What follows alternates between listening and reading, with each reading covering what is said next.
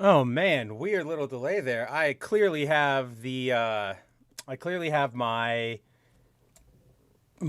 stream playing somewhere cuz it look, there it is. You can hear me. Where am I? Let's find out. My stream playing somewhere cuz it look, there it is. You can hear me. Where am I? Let's find out. My stream playing somewhere cuz it look, there it is. You can hear me. Where am I? Let's find out. This is yeah, I have like 4,000 things open. I'm so sorry. This is such an awful start to the stream. I will get to everybody in a second, but I know nobody wants to hear double talking. Where is this coming from? Oh, it was coming from Twitter. That's why. I was looking at the Twitter promo. Ridiculous. Ridiculous. All right. That weird technical issue out of the way. Hey, everybody. How's it going? My name's Spencer Bakuli. You might know me better as the editor of Bounding Into Comics and the resident weeb and tokusatsu fan of the circle, of the group, of the sphere. And I'd like to welcome you to another episode of The Good, the Mad, the Ugly, the show where I take the time to dive into some topics you might not get a deeper dive into on other live streams. So, anime, tokusatsu, video games, that kind of stuff. Generally, we pick one topic, we stick to it.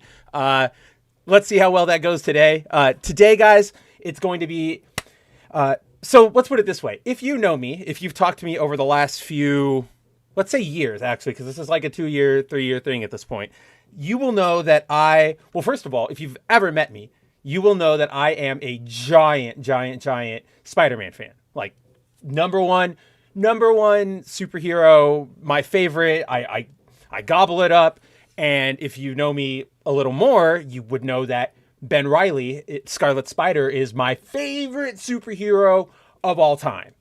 So, cue what is happening right now, which is Spider. If you've heard me, so let me scale that back. So, if you know me, you know I'm a huge Spider fan. I'm a Ben Reilly fan, and if you've listened to me talk on a stream or followed me on Twitter over the last 2 or 3 years, you'll know that I hate this current run of Amazing Spider-Man because it is bad.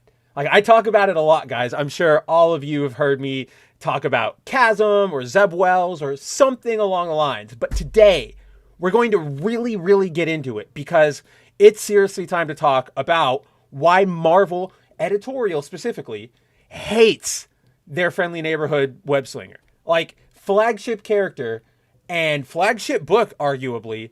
And right now, it is in the worst spot of probably any comic ever. So later on, or rather the focus of today, is going to be Zeb Wells' Amazing Spider-Man run, all the damage he's doing, all the defenses coming from Marvel, and maybe at the end of this stream, at the end of these 2 hours, we'll have some sort of idea of just why they keep doing this. It's a mystery to all of us, but hopefully we can at least get on the trail, right? But before we do that, obviously I want to say hi to the chat. So first, and also, guys, so first off, I want to tell the chat, because I've been bragging about this for weeks, I finally set up my Stream Deck. So now I can do things, mute myself with the push of...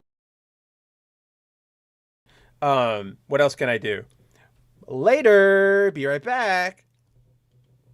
I mean, I'm sure you guys all know how Steam Decks work. Push a button, change the scene, but it's a lot of fun. It should make everything a little smoother over here. So I'm excited about that. Back to what I was saying. What I was saying was hi to the chat. So I can see that we have a couple people in the chat already. Obviously, we had, for some reason, Truth's comment isn't showing up. I know Truth is here. He was the very first one to comment. I saw him leave it last night, so I want to give you that proper credit. But after Truth, we've got my boy Zero Dozer. So awesome to see you, man. I'm sure some of you guys might know Zero. He's around in our spheres. He recently quit Twitter. So I want to give a shout out to that because, I mean, he had the he went through with it. He hasn't been back on Twitter for like a month. It's incredible. And so good on him, and also just good friend. Who else is here? Tehillim, shalom. Good to see you as well. Always, man. I'm excited for your live One Piece reviews. I really want to know your thoughts on the series. Scott, or RC Scott, how's it going, buddy? Always good to see you. So I want to explain something, that because it happens whenever I see Scott or RC streams or something. And I know he hates it because he hates when I call him Scott because it's not his name, and I totally get that. I'm trying to unlearn this habit I have of I like referring to people with shorthand one syllable nicknames, maybe two at the most. And so when I see RC, that doesn't roll off the tongue as easily as Scott, right? So I don't know, fun little bit of trivia and a little explanation to RC about why I keep screwing up his name. Meteor Advocate Timon, what's up? What's going on, buddy? Been talking to you a little bit recently on Twitter.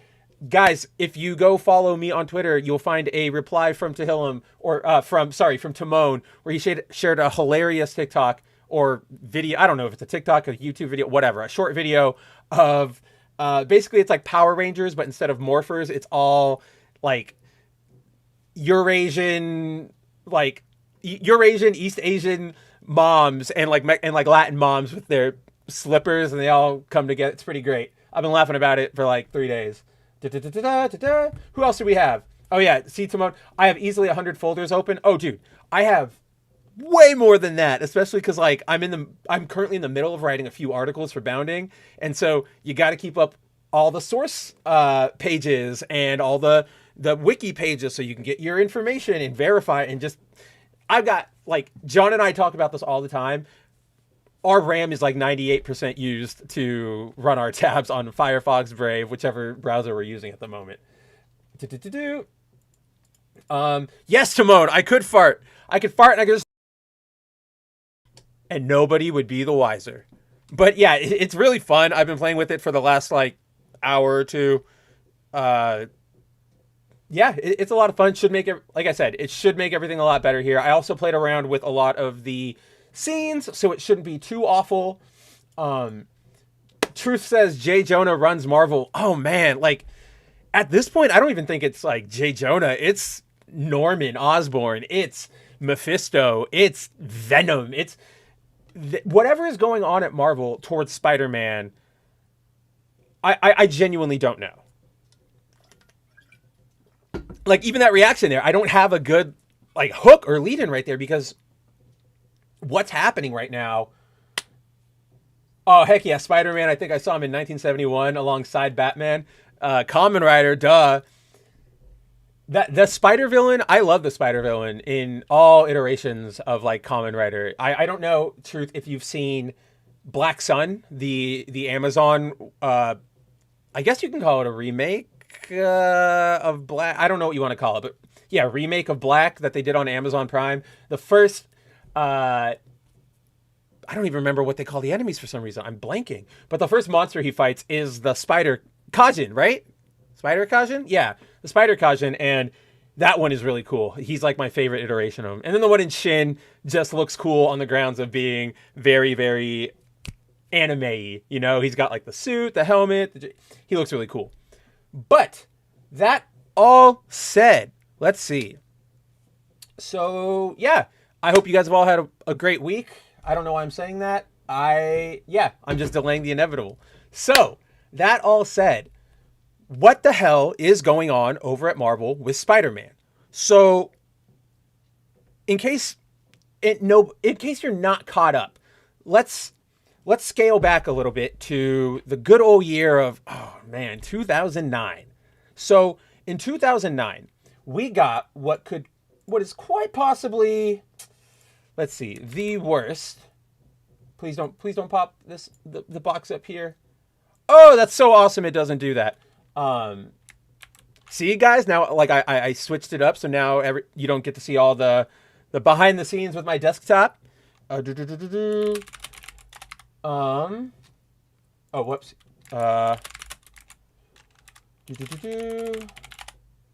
What issue does this begin in? So I can open it up and we can look at it and we can all cry, because yes, not even 2007. I want to take you back to, or not even 2009.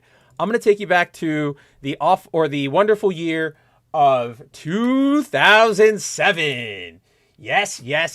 So, at this point, if you know Spider-Man, if you know Marvel Comics, you're familiar with One More Day, which is the comic book crossover, or I wouldn't call it a crossover. Event, I guess, would be the better name for it, where essentially spinning out of Civil War, Peter has exposed his identity. He's, a public figure. Now that the Civil War is over, his name is out there and villains are hunting him.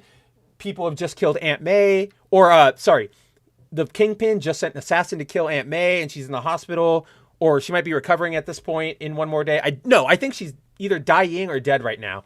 But the arc essentially ends with Peter asking Mephisto, literally the devil, to save Aunt May, right? For some reason, he just says, or it's not for some reason. Look, we get it. Aunt May is a really important part of the Spider-Man mythos, right? But at some point, you got to let her go. And that's a lesson that's been learned in a lot of recent media. You saw that in the PS4 game. You saw that in No Way Home. They just killed Marissa Tomei, who, absolute babe. Marissa Tomei's Aunt May is gone. I believe there's another one. Not entirely sure. I feel like there's another one that Marvel... Maybe it's Spider-Verse. I think he says something about Aunt May is gone, or I don't remember. But anyway, the problem with keeping Aunt May alive is that, one, all she really... You really want to talk damsel in distress type stories. That's sort of all of Aunt May's role, is to serve as obviously the emotional support, the backbone for Peter. But at the end of the day, he's someone for him to worry about. It's a way to generate not interpersonal drama, but like self-reflective drama. He criticizes himself because he's not good enough, so he always wants to impress Aunt May, and you've got Aunt May going, Peter, you're fine, I love you no matter what, blah blah blah. So you get that emotional level of Peter's life, right? But essentially, in order to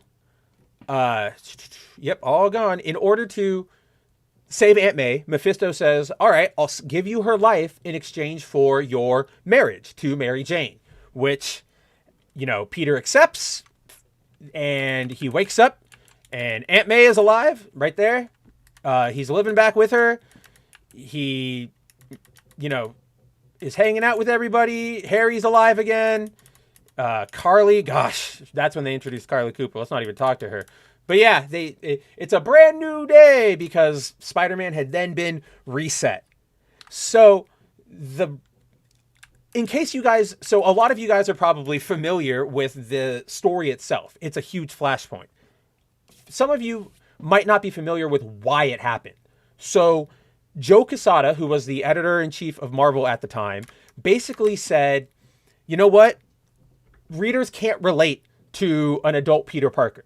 They don't want to see him married with kids. They don't want to see him growing up. They want to see him as sort of a teenager. Not a teenager, but, always struggling, down on his luck, going, oh, shucks, that old Parker luck.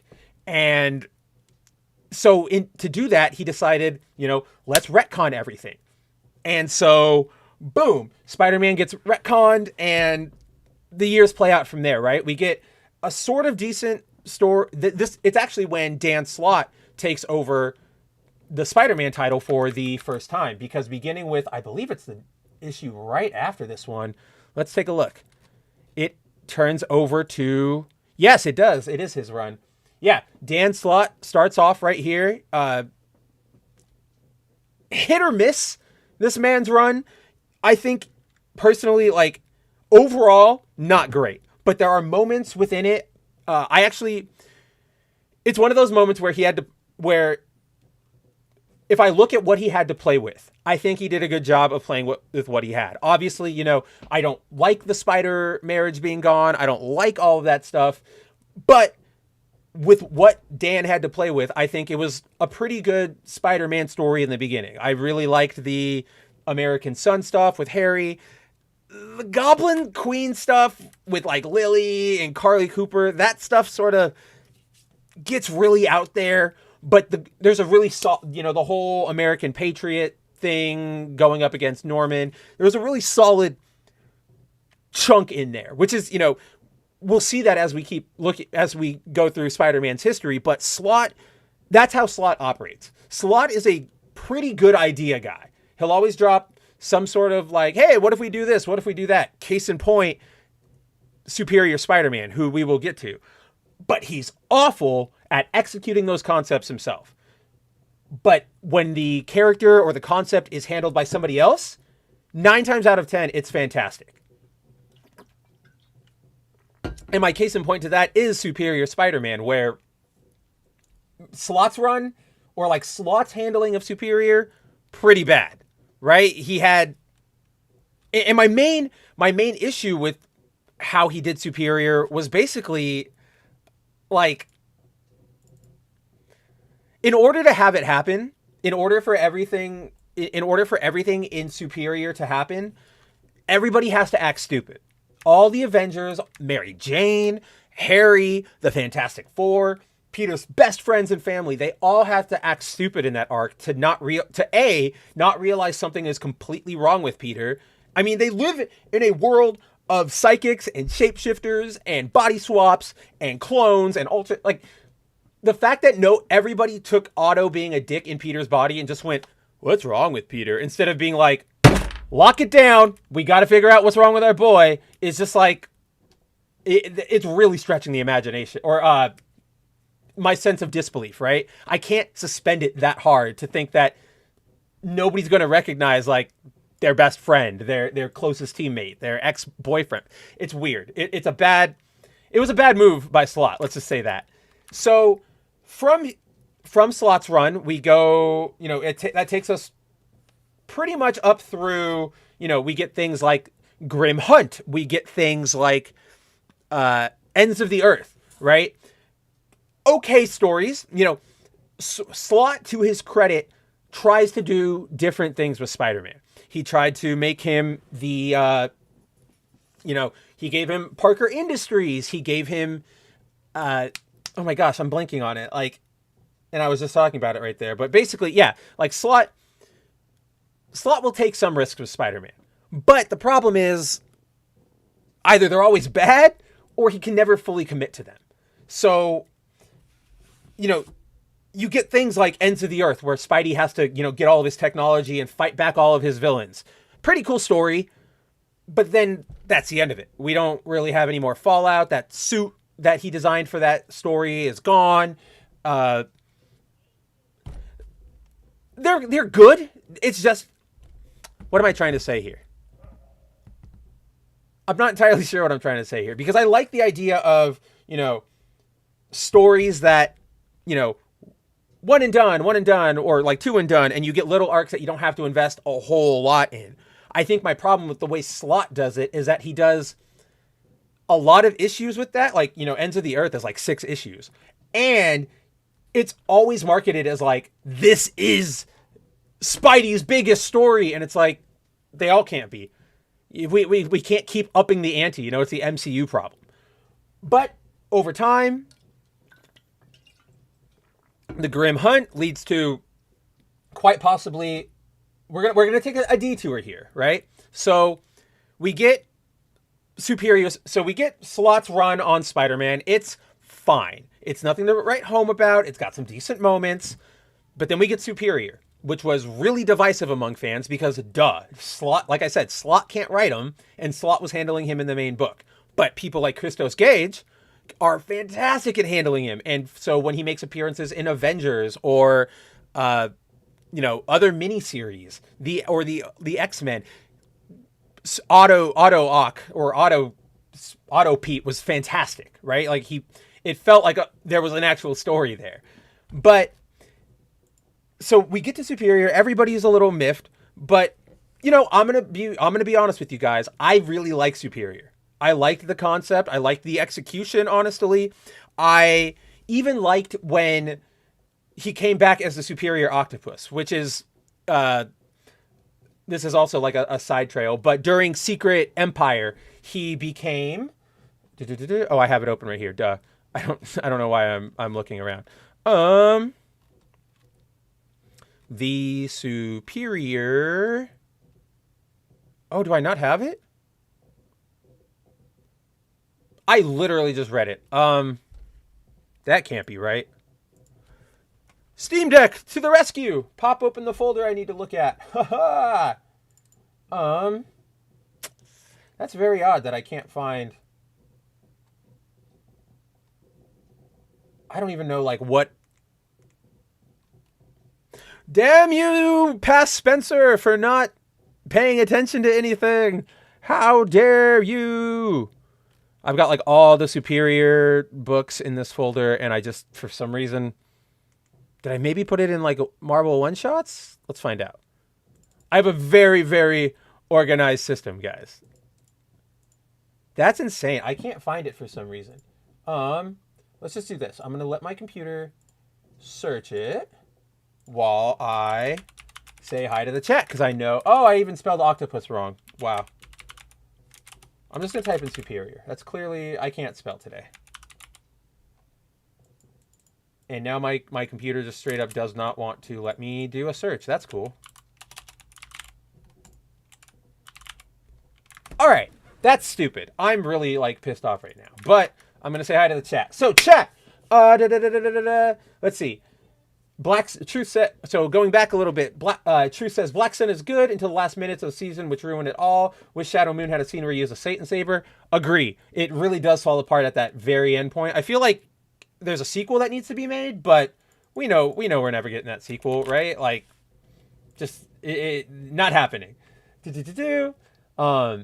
Yeah, like Timon says, a well-established Spider-Man could lose Aunt May, no problem. The story could move forward, and he dropped Spider-Man in 2004 with Sins Past. It was only downhill from there. Yes. So, Sins Past links into one Brand New Day, because that was JMS, like J. Michael Straczynski, who, side note, I love his run on Spider-Man. Like, his Amazing Spider-Man run is probably my favorite after Lee and Ditko, did their incredible first, 60 issues, 70 issues? I forget. They're super long run. I think it's maybe over 100.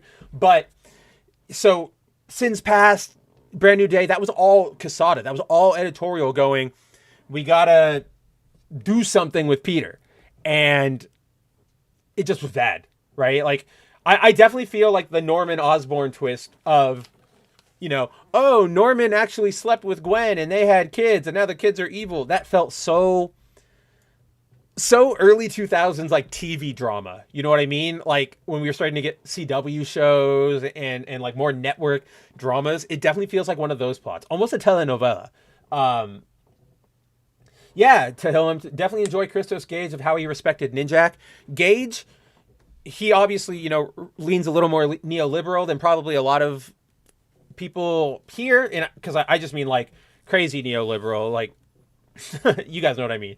But aside, like, he's a very talented writer. I really like his work. So, I will always give a shout out to Gage. Very rarely does he miss. And when he misses, I personally feel like he always just gets the short end of the stick and he's like, I got to do what I got to do. So I like Gage. I'm right there with you, Tehillim. And yes, the Ninjak stuff, that early Valiant stuff, John and I have been talking about this on stream. That early Valiant stuff is great. Or not early, but like the reboot early, like the early post-reboot Valiant stuff, absolutely great. Like, it's fantastic. Whatever they did once they started like focusing on Faith and away from like Exo and Ninjak and it all kind of fell apart. I think like Exo is the only one being published right now, right? Like in that line, it's pretty bad. So Truth says maybe Marvel hates Spider-Man because he has man in his name. Then at least put up a better character with Spider-Woman. I don't know. Jessica's not that great, and neither is Gwen. At least if you're trying to make them like a successor or the new Spider-Man, I don't know. They don't fit the role. But I really like Jessica as Spider-Woman, as her own thing. She has no relation to Pete. I like her like that. I do think one of the dumbest things Marvel, and I think this is a Dan Slott thing, because he wrote Edge of, like the very first Spider-Verse stuff, they turning or connecting her to the whole Spider mythos just because she has Spider in her name. I think that was a huge, it's a misstep, but what's the word? It feels like just a seal clap moment almost. Like, hey, you remember that person with Spider in their name? Spider-Woman. Oh, she's here too. And it's like, okay, but everybody else in the story has is like a direct Pete person, like it's a different version of Pete, or it's his clone, or it's his fam. And that also is like another problem with Spider-Verse, is that we've gotten so far away from what it should focus on, which is Peter and like the different variants of Peter and the different lives of Peter. Not so much random characters over here who are Spider-Men now. Like they have they have the one Spider Girl who sings and turns the world into a Disney princess musical, and they have the Kraven the Hunter Spider, and it's just like, what are we doing? And of course, Sun Spider, the damn wheelchair bound Spider-Man that makes absolutely zero sense. All that new Spider-Verse stuff, not a fan of it. But Meteor Advocate Timon says, I can't ignore Sin's Past, One More Day, and Rain. So I will disagree on Rain, because Rain is luckily a mini-series side story, has nothing to do with the rest of his continuity. And that was very much Marvel going, all right, Care Andrews, the guy who did it, you're up. Like, show us what you got, essentially. Or take it away. So he did what he did, and it's got its moments, but then you have the whole Mary Jane died because she was having sex with Peter and his sperm was radioactive because of, pardon me, oh my goodness, because of the whole oh my gosh, I just burped away my my thought. Oh, Pete's sperm is radioactive because of the spider bite, and it's just sort of been like irradiating his blood this entire time. And like, so like Rain, I like, is easy to put aside. Sin's Past, One More Day. Sin's Past, I think I talked about this last week, has kind of been like shuffled off already. But yeah, we really need to do something about One More Day. And don't worry, we're going to get to that. But so, goodness, I can't believe we're about to talk about this. Partway through, or near the end, rather, of Slott's Amazing Spider-Man run, we get introduced to a new storyline called the Clone Conspiracy. Now, this is where things, for me, start actually crashing. And you'll see why, and everybody's like fair to make fun of me for just being a fanboy. But in the Clone Conspiracy, the entire sort of plot of this book is that Spidey, all of a sudden, everybody from Spidey's past is, who is dead, is coming back to life. And it's not, they're not, they're not they're not alternate universes. They're not Mysterio tricks. They're not, whatever else. They're real, right? Like they run DNA tests on them. It's the real person, blah, blah, blah. And eventually Pete finds out that it's coming from this company. What is it called?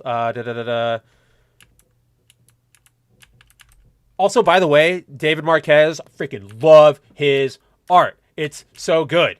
New You, that's right. That's what the company was called, right? So this new company appears called New You, and Peter, they're reviving people, giving people new bodies. People who were disabled are, there's an employee of Parker Industries who gets injured, I believe, in a raid against the company because they know Spider-Man works there, blah, blah, blah.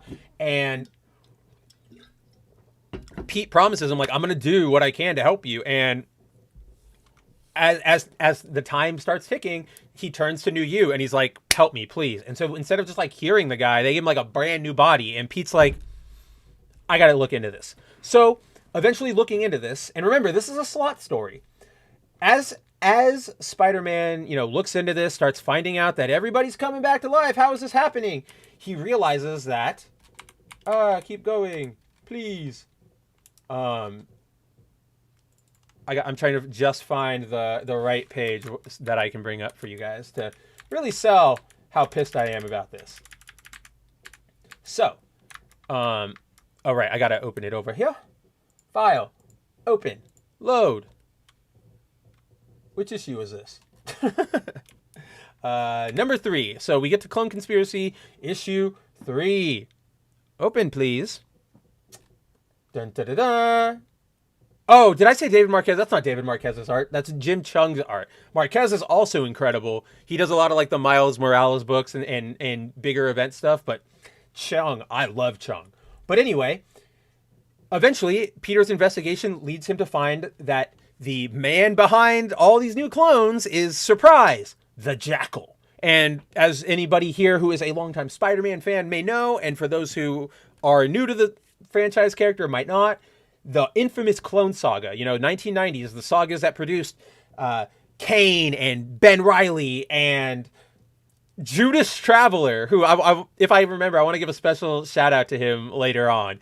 But that whole saga, everything involving clones in Peter's life, from the very first issue in it's like Amazing Spider-Man, like 47, it's like 70, it's way back there. But the issue where Spider-Man has to fight like his own clone, who later gets brought back as Ben Reilly, but in that issue, it's just a clone. But the mastermind behind all of Peter's life cloningness is a guy named the Jackal. Miles Warren is his real name. So knowing Warren is dead, Pete he's like, what the hell is happening here? Like, who are you?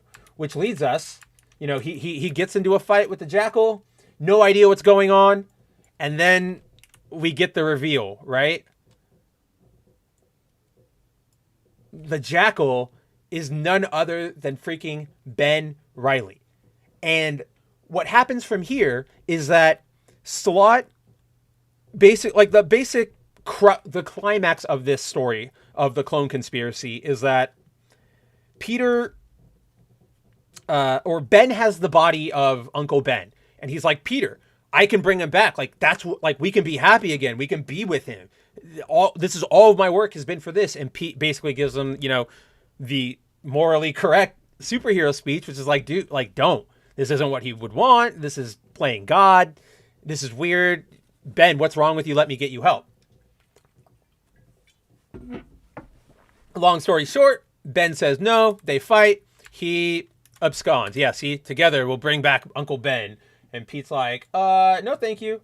But it's here that everything really starts to break for me, because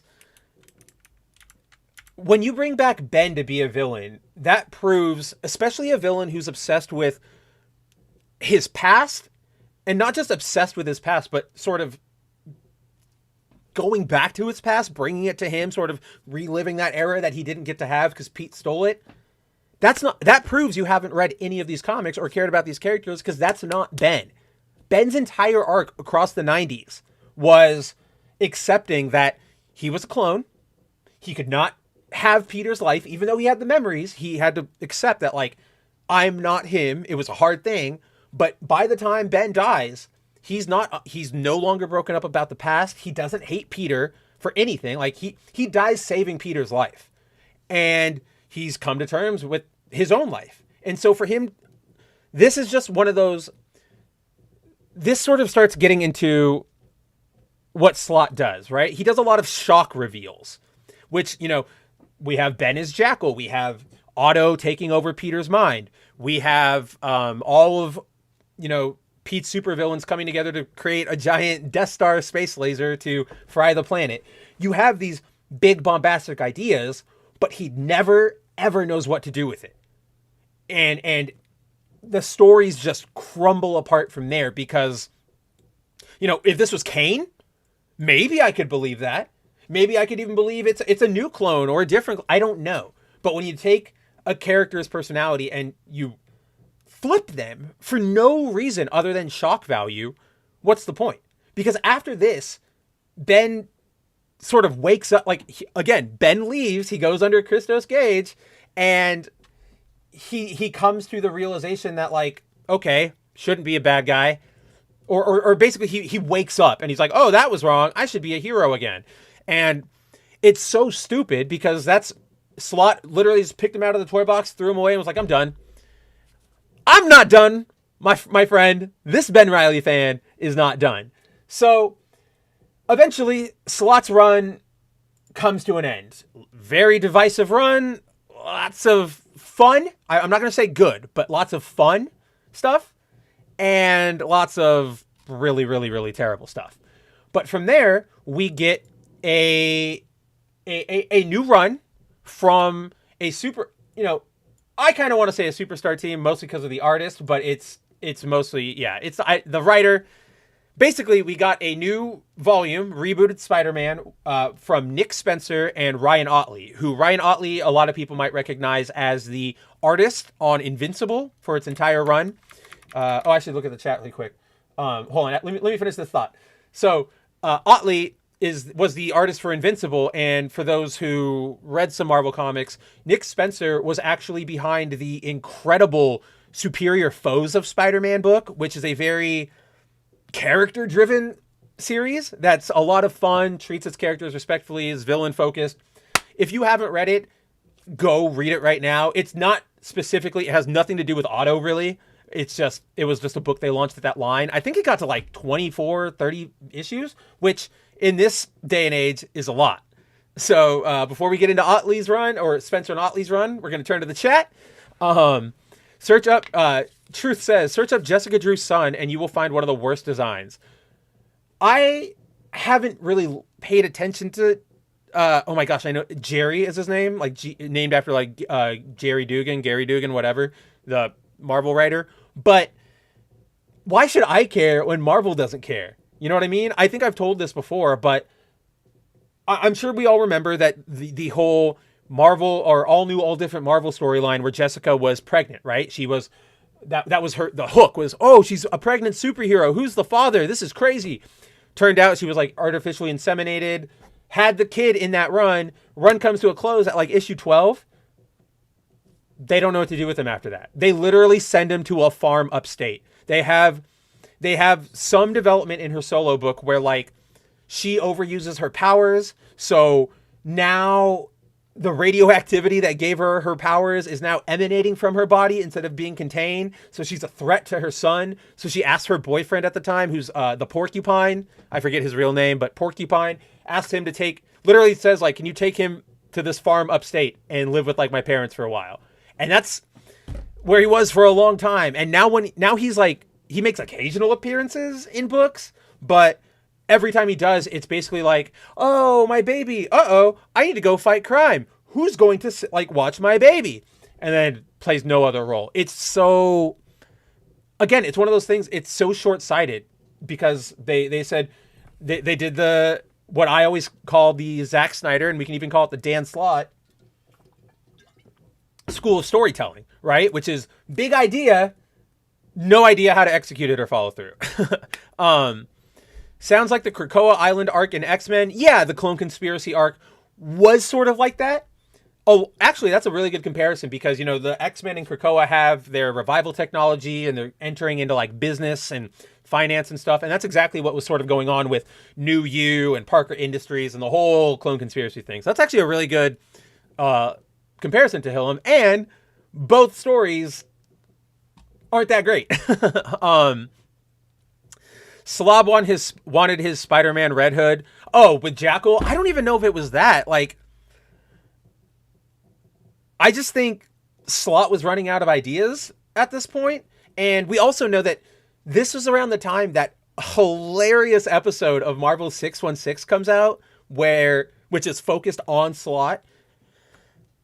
If you have not seen this episode, I don't know if it's still on Disney Plus, what with all of Disney's reshuffling of content and Iger's plans to cut back, right? I don't know if it's still up there, but if you can find it either on YouTube or Disney Plus, or if you have to, you know, the Grand Line, it is one of the funniest episodes of television you will ever see.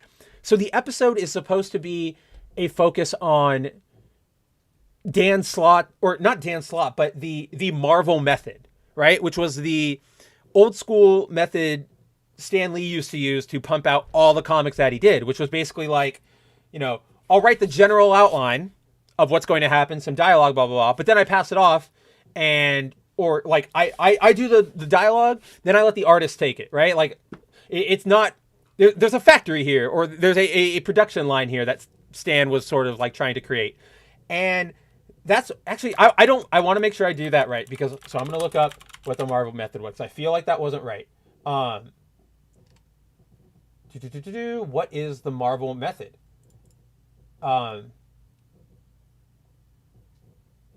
Yeah, okay, I was right the first time. Rather than scripting a full book, as was the norm, the writer hands an extended outline to the artist, who would then draw the book and hand it back to the writer to add the dialogue. So it was this very collaborative process where, you know, it isn't just one person's idea. You know, it's not just Stan. It's Stan and Jack. It's Stan and Steve Ditko. But, so they have this episode that's supposed to show off how Slott uses the Marvel method. Because at the time, Slott was pumping out a lot of content. The episode, I feel like it's a practical joke on him. The episode, like, does not paint him well. It shows all of his coworkers, including Christos Gage, being like, yeah, the dude is super late all the time.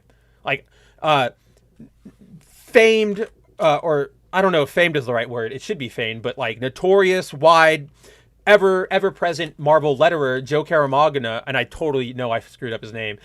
He's in the documentary, and he's like, I am getting books from Slott to letter like 2 hours before I'm supposed to submit them to Marvel for print. And it just doesn't. You even have Tom Brevoort going and like giving an office style talk to the camera, and he's just like, yeah, it's really hard to get Dan to do things sometimes. And then like he's arguing with Dan, like, you know, oh, can I have like 2 more weeks to work on this book? And Tom's like, no, like we've given you so much time. What are you doing? And then Tom even calls out like, yeah, sometimes Slott gets distracted by his favorite website. And it cuts to Slott on like a computer, and a tweet comes up, and he goes, ooh, tweet. And it's just like, if anybody knows Slott, we know that he spends all of his time online and on Twitter. We'll get to that tonight. He plays a pivotal role in my outrage, but sorry. But it is just not, it does not paint him well.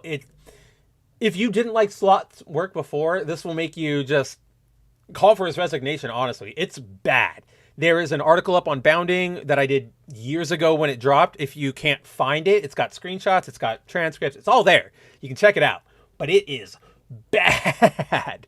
Hi Joy, go back to bed. It's early over there. From Josh. First of all, Josh, what's up, dude? Finally, you're online like while I'm doing this. I think this is like the first live time. He says, it's like every Mega Man X fan composers who can only compose a semi-decent chorus and can't get past it. So they do another chorus and another and another. Slott in a nutshell. That's okay. I love that. So Josh and I were talking about Mega Man music the other day, and that was one of the points we were coming up with was, you know, lots of fan art, or like for fan games specifically, not people doing like just remixes for listening, but like when they're making game music, they lack the sort of like transition, like they don't have bridges, for lack of a better term. They don't have bridges, they don't have verses, they just have a chorus, and when that chorus hits its end, they just loop it. They don't do anything new, they just start the chorus over, and you can really tell because it doesn't give you that right sort of progression, sense of like adventurous progression that the music is supposed to give you in like a normal Mega Man game. But yes, so back to the timeline. We are now in 2018. We have just survived Secret Wars a couple years ago. This is about the time Spidey is starting to, or like a lot of people are, or let me rephrase that. This is about the time that the MCU starts giving way to the fact that it's going to feature Spider-Man as its lead from here on out because all the other Avengers are gone. So, you know, for their efforts, and I'm just going to scroll a little bit through here. Like, first of all, Otley's art rules. I know a lot of people don't like it. If my friend Mari is in the chat right now, he was just recently reading Invincible, and he couldn't take some of the more like weird faces. But like, okay, I also hate this because this is something I hate and like what I'm highlighting right here, because this is something that happens in like every Spider-Man story when it reboots.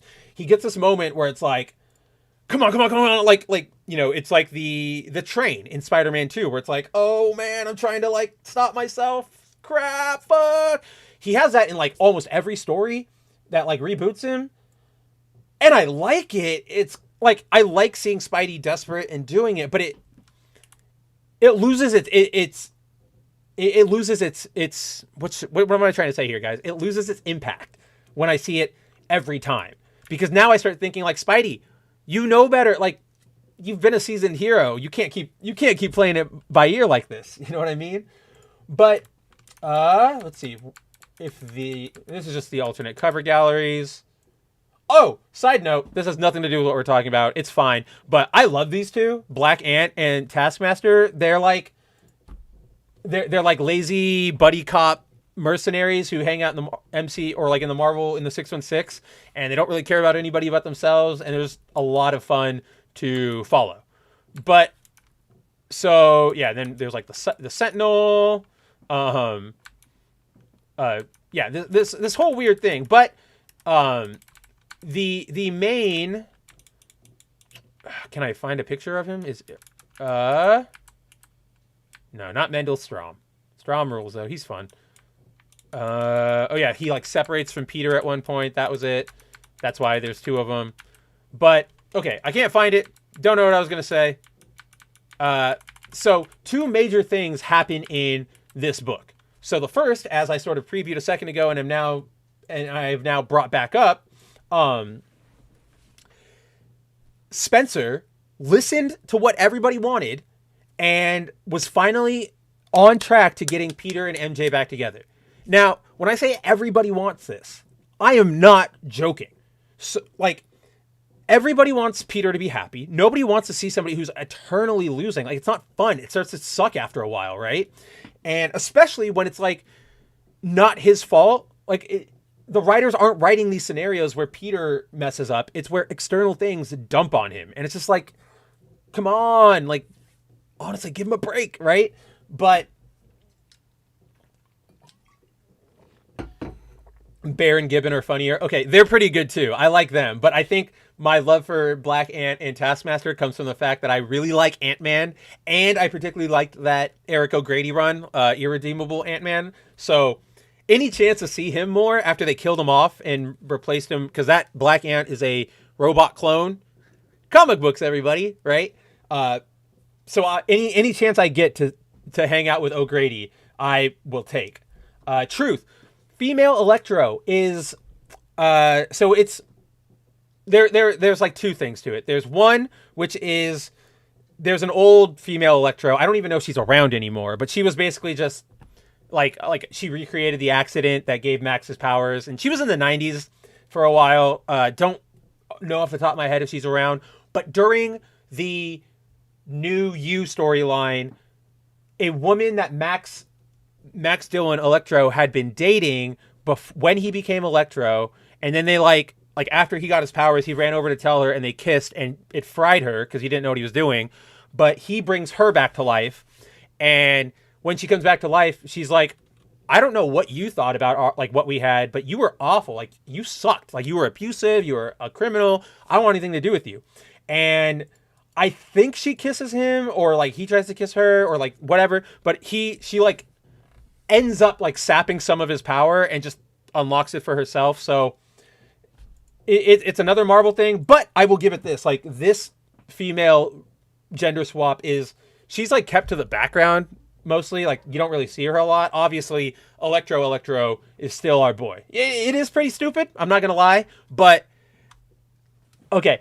I'm going to give you all a caveat that's going to explain a lot of why I'm a little more understanding to when to gender swap designs.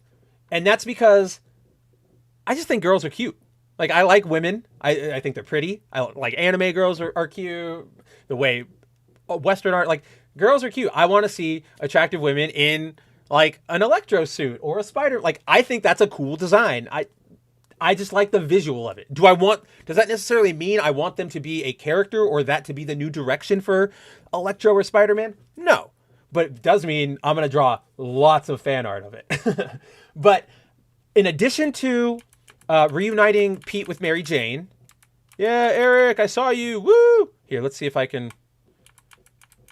He's got to be. Where are you, you stupid villain? Okay, basically, oh no, that's not what I wanted to do. Well, there is Ben again. I gotta like resize this now. That's stupid. Because I had it all perfectly sized so we could talk about it. There we go. Look at that. Maybe. Oh, well. We're going to work with it. Maybe I can... Woo! Who knows? Who knows? Whoops. That's not what I wanted to click. We'll extend you back out. There we go. Whoops. All right. So let me get back to where I was going with all this. After, before, or after, because we're clearly past the clone conspiracy. I don't want to see Ben fighting with Pete anymore. I will give a side note, though. I do really like that costume for Pete. The all-new, all-different one that was, like, metal, and it has the glowing, like, green spider. If you guys have played Spider-Man PS4, that's my favorite suit to wear in that game. I don't know. It works, but I like it. So, all right. This was the other big thing that sort of took place during this run. And I really need just a picture of the freaking villain, not Sin Eater himself. Oh, he's right there, but... So, you've sort of seen him skulking around. He's over here on the left after, killing the Sin Eater. But basically, there is a villain in this arc named Kindred. He is sort of a demonic... I would almost say like a Ghost Rider type thing, because his whole thing is like, I come to like punish you or cleanse you of your sins. And he basically like lets out this like giant gross like worm thing, and it goes into you and it like eats out your sins or whatever.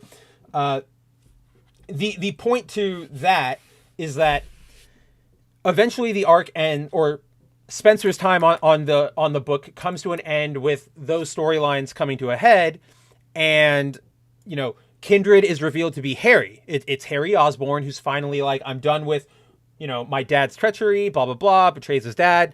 And by the time we get to the end of Spencer's run, which maybe there'll be a cute little page I can throw up here for just a second. He lasts 74 main books of the Amazing Spider, like 64 main issues of Amazing Spider-Man. And I think he did a couple side ones, but he did a really long job or really long run. It was pretty good. I enjoyed it for what it was.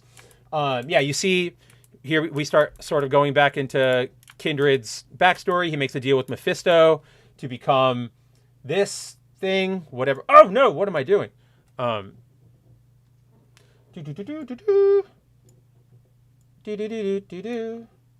Why are you screwing up like this? Leave me, spirits. Okay, we're readjusted. So Kindred is Harry, basically comes back to life. Da da da da da. I don't know why there's two of them. Just whole bunch of things. I have not read this in like forever, so I could not remember exactly what is happening. But it basically ends with, Norman and Harry done. Norman right here gets cleansed of his sins, which is what happens. And that'll play into something later, so keep that in your mind, guys. Like Jacob always says, hold on to that. We're going to get there. But yeah, so kicks Kindred's butt. Everything eventually works out in the end. And yeah, this is literally how Spencer ends his run. He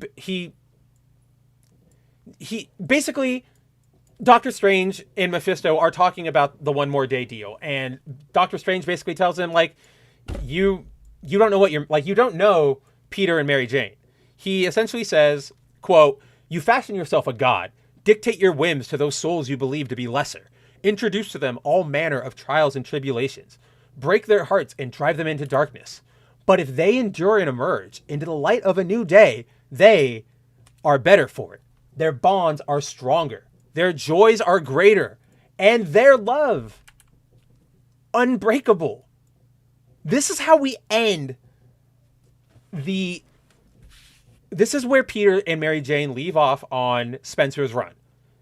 Everything's sort of it sucks. Like, don't get me wrong. It sucks that it had to take this long and a bunch of arcs to undo one more day. Should have never have been done in the first place, ever. But the fact that we're finally getting to it and addressing it and saying, knock this off, is incredible. But this, my friends, is where the show's about to get off the rocker. Because starting with issue 75, The Amazing Spider-Man book is handled by none other than, that's right, Zeb fucking Wells. We're going to look at the chat real quick before we go back to the topic. So Josh says the producer for your show sucks. My producer is my Steam Deck, and he's incredible. He's been doing a great job on his first day. We're going to give him, we're going to buy him drinks tonight because he's just been doing a fantastic job. Truth says, I like it more where the female design version is with the original. Example, Great Seiya Woman. Oh, yes, absolutely. Like, I like that. What I was more saying is that I just like seeing women versions of, or like women wearing male costumes. I don't necessarily need them to exist in the story at all. But if you're going to, yeah, I like it when they like are side by side like that. Sort of like Batman and Batwoman, honestly. But okay, guys. Here's where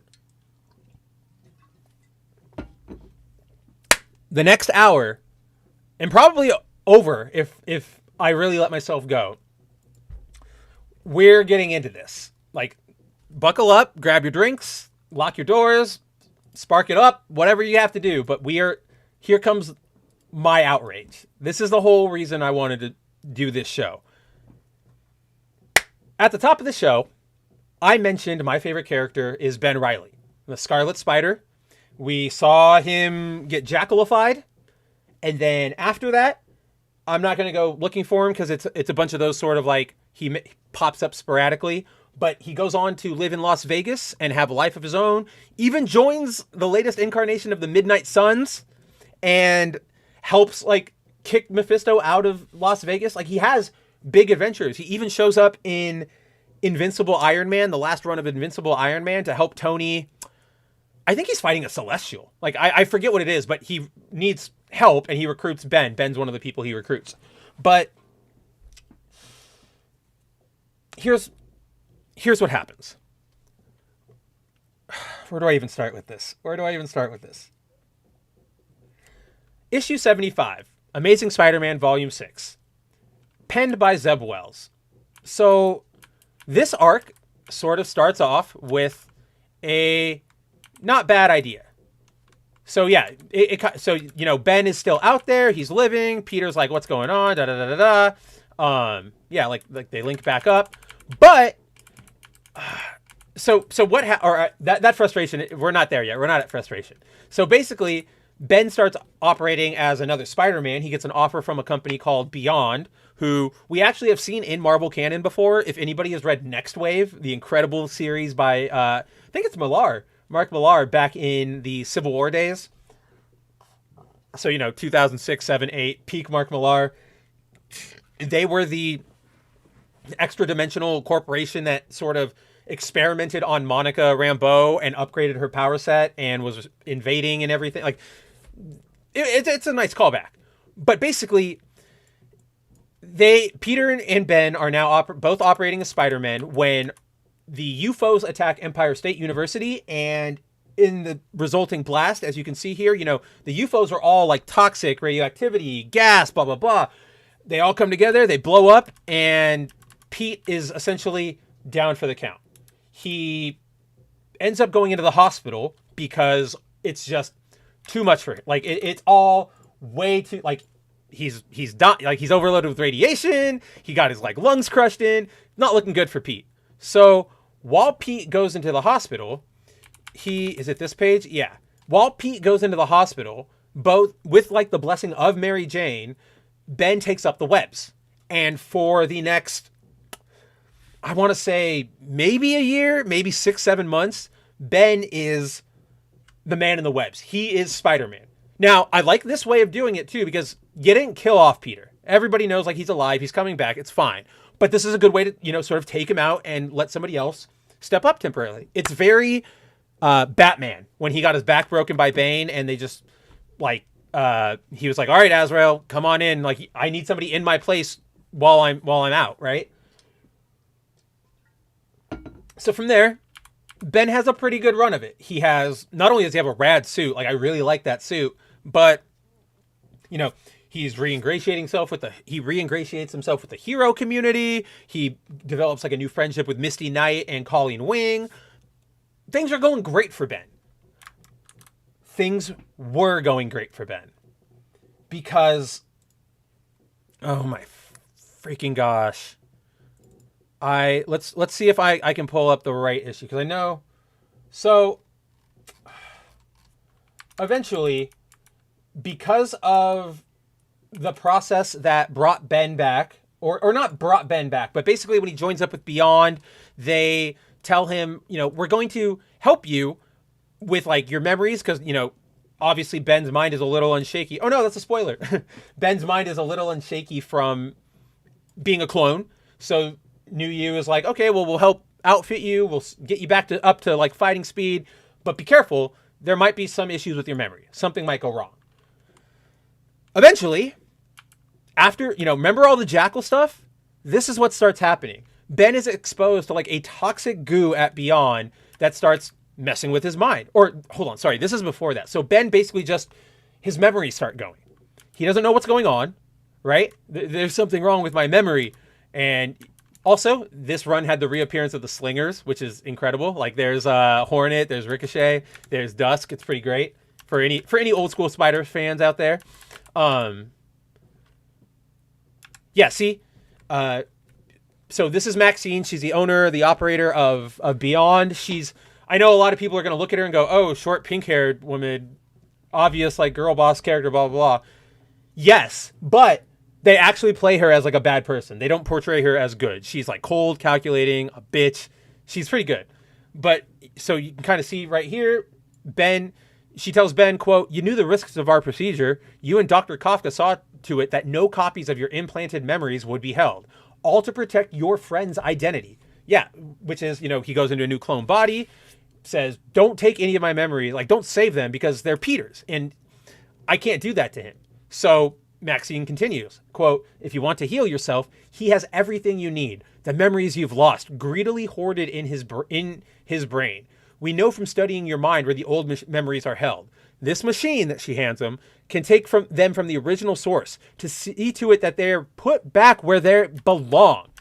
So basically, Ben, right? And so Ben, losing his memory and panicked Ben starts, it's not even spiraling, guys. Like, remember what I said earlier about Ben's life? Like how he'd come to accept everything, how he'd come to be happy?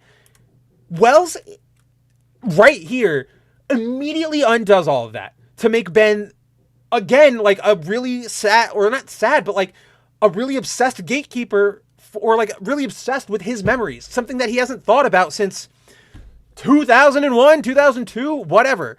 But, this is what gets worse. Peter real straight up says, you don't want to do that. I want to help you. Like, you're my brother, pretty much.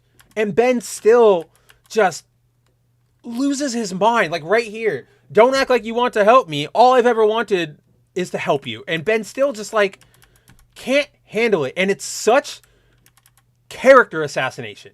Like this. Like, you're not the better one, Peter. You're just older, and you hate me because I'm new. And I'm tired of getting out of the way. And it's like, where is this even coming from, Ben? Ben's loss of memory would not cause this. It's just such an emotional turn.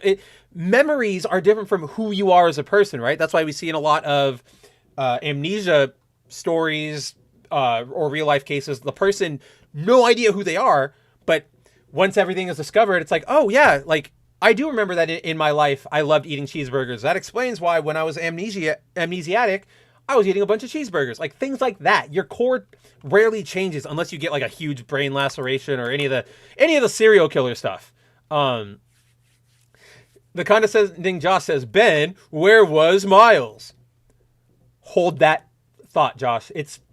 There's bad stuff coming. There's bad stuff that I don't think lots of people have talked about, but I am going to get to it because I am here to get justice for Ben Reilly. All right? So this issue, yeah, it all breaks down with Ben. Just look at this. Like, this is not Ben. This is so weird. This is the equivalent of 90s Superboy. So I don't even know what you want to call him because they just brought him back, right? So the 90s Superboy with the glasses and the leather jacket, da da da da. It's like if that Superboy all of a sudden, like, started beating up the other Superboy, like the other clone Superboy. And it was just, I don't know. Maybe that's not even a good comparison because I truly don't know where Superboy's continuity lies right now. But man, like, this is bad writing, Zeb. This is not good writing. Like, I'm so at a loss for words at how bad this is. When I talk to people, when I write, like, this is what sticks in my mind as, like, don't write it. Aside from the fact that it's like, it leaves my favorite character with a negative end, so to speak, the execution is so bad. Because why does Ben just lose his mind and start fighting Peter again? It doesn't make any sense knowing what we know. Even with Dan Slott's stupid Jackal storyline, that entire thing proves that Ben is not the kind of person who's going to crap his pants about Peter. Like, and yes, I understand the caveat that Ben is losing his memory and that he's probably freaking out. And I get that. But this is not an acceptable reaction by anybody, especially, like, maybe if the person who stole his memory was Ock or Norman or Judas Traveler, my boy, don't worry, I'm still going to talk about him. If it was anybody else or like a villain, fine. But when it's like your brother, right? Because he's a clone. I don't know the mental gymnastics someone like Ben in this position would have to do to get there. To get to, I hate you, I want you to die, give me everything back, you've never wanted to help me, right? And so then Ben ends up in this weird, mind-altering, like, substance. I believe this is part of what they use to, like, keep reviving him or whatever. But essentially, he's lost to it. He has his Ace Chemicals moment. And that's that, right? After the fight, Ben's nowhere to be found. Peter's back in the hospital. MJ is still here, right? But don't hold on to that for very long. But then, here's what happens. Ben is alive. But thanks to that damn goo, right? Oh, is it not this issue? You son of a bee. Okay, so we're going to do this a little out of order. Because I could have sworn. How is that not the issue? Right? I had the picture open. Oh, weird. It's like... Oh, okay, it's after. Yeah, so here's our Ben now. Just losing his mind. And he just does the edgy spider villain thing. And now he is a character named Chasm. Who's like, Chasm, first of all, I do kind of like the suit aside from like the glowy bits. It reminds me a lot of and I've said this a million times. I'm sure people are going to be tired of hearing me say it. Chasm's design reminds me of the old 90s figures that were like stealth attack Spider-Man or like nuclear glow Spider-Man, like those kind of ones that were all like variant colors and stuff. So combine that with the fact that I am a big fan of glowing like neon things, translucent, anything that sort of, plays with light and color, I'm a huge fan of. So the glowing green is fantastic. Like, it's cool to me. I'm not necessarily opposed to the design. It is the fact that this character is Ben. Ben should not be an edgy, obsessive, give me back my memory type person. He literally, from here, the next time Ben shows up is in a crossover called Dark Web, where Ben teams up with Madeline Pryor of the X-Men to... So the agreement is if he helps Pryor invade Earth, I believe, yeah, then she will help him get his memories back. And so he's like, deal. And it's really stupid because then it ends like, I think I have to just pull it up because the way this ends is so unbelievably stupid that I am still not over it. Let's see. It should be this book.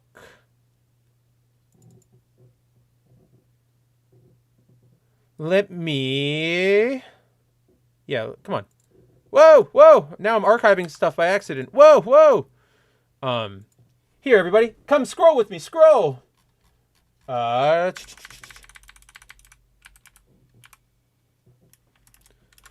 so then, yeah, see, like, teams up with Madeline Pryor. I think it might be the next issue of Spidey. But, ooh, okay, I at least get to comment on this when it comes up. I like this version of Scorpion a lot. Maybe not the specific demonic one, because it's dark webby. Like, this is a dark web design. But I do like his armored form. It's pretty great. So, yeah, so this is what's so dumb.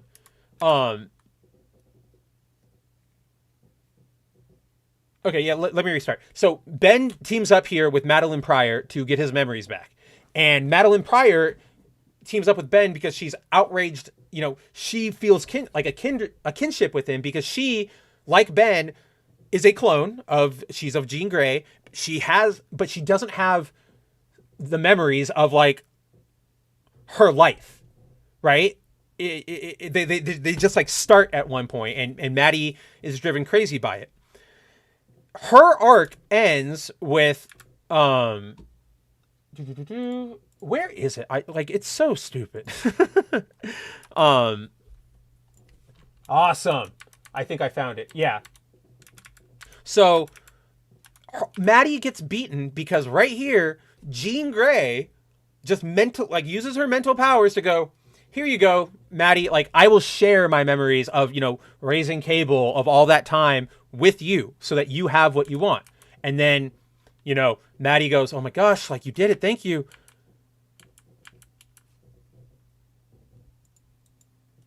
On Ben's end, Ben just, like, Maddie comes here and she just says, like, it's time to stop. Like, we're done here. And it's like, and Ben, I will understandably give him this, is like, why? Like, what the hell?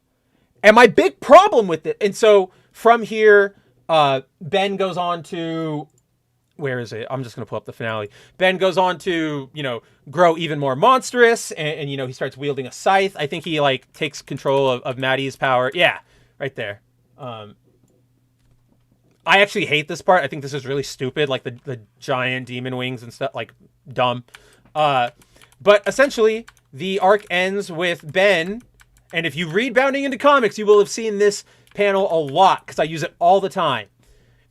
Peter and Maddie have essentially set up a prison. Like, it's very nice, you can see this, but it's a prison for Ben to stay in limbo, right? And, Peter even comes here like, I want to help you, even if they've got you trapped in this place, but give me something. Let me know there's still some Ben Reilly in there. And Ben just, like, puts over his Chasm mask. And it's so stupid because why the fuck did you not just have Jean Grey share Peter's memories to Ben? It does not make any sense. There's no mutant protocol that says, like, oh, memory transfers only work with mutants. You just, like, this isn't, like, what I mean, like, what the hell? Like, why do you hate Ben? Why couldn't you have given him that treatment? If this is what you wanted to do, at least write it well. You know what I mean? Like, this sucks. Like, this is not good writing. This is just thing happens for shock. And it's terrible. Back to the chat. Justice for Go Riley. Wow, I really like sarcasm. This is torture. Oh yeah, I like sarcasm. That's good truth. I got to start to learn how to use that. Chasm is the toy your parents would get you for Christmas when the original you wanted had already sold out. Dude, that's literally, like, that's what happened to me. I have oh my gosh, I can find it because I've done it before. 90s Spider-Man stealth variant toy. Oh man, he's so cool. 90s Spider-Man toy variants. Yeah, I found him. Let's see. How should I pull this up? I think I'll just do. Yeah, I'll just do that really quick. But I'm gonna do it over here. What's this, guys? Whatcha? Oh, I think I already did it prematurely. Oh well. But this guy. So that's what happened. My mom, we went to the toy store one day, I think after like Little League, and my mom was like, "You can get a toy," and I was like, "I want Spider-Man," and didn't have any of the real ones, right, or the regular red and blue. So this was the only one that was there, and he's like, that's what it is. It's Spider Sense Spider-Man, because this is technically like in the '90s cartoon when it does like that when his Spider Sense goes off and it gives that weird clashing, like super clashy palette. That's what this is, and yeah, even though he's not like the main one, I loved this dude. I think I still have him somewhere. But yeah, so this is like who I always think about when I come to Chasm, Josh. Like, you're not far off at all. Are they making a whole Spider event where every version of Peter become evil and Miles has to save them all? Probably. This is something Josh and I have actually been talking about in light of the Spider-Man 1 trailer not Spider-Man 1, the Spider-Man 2 video game trailer that came out.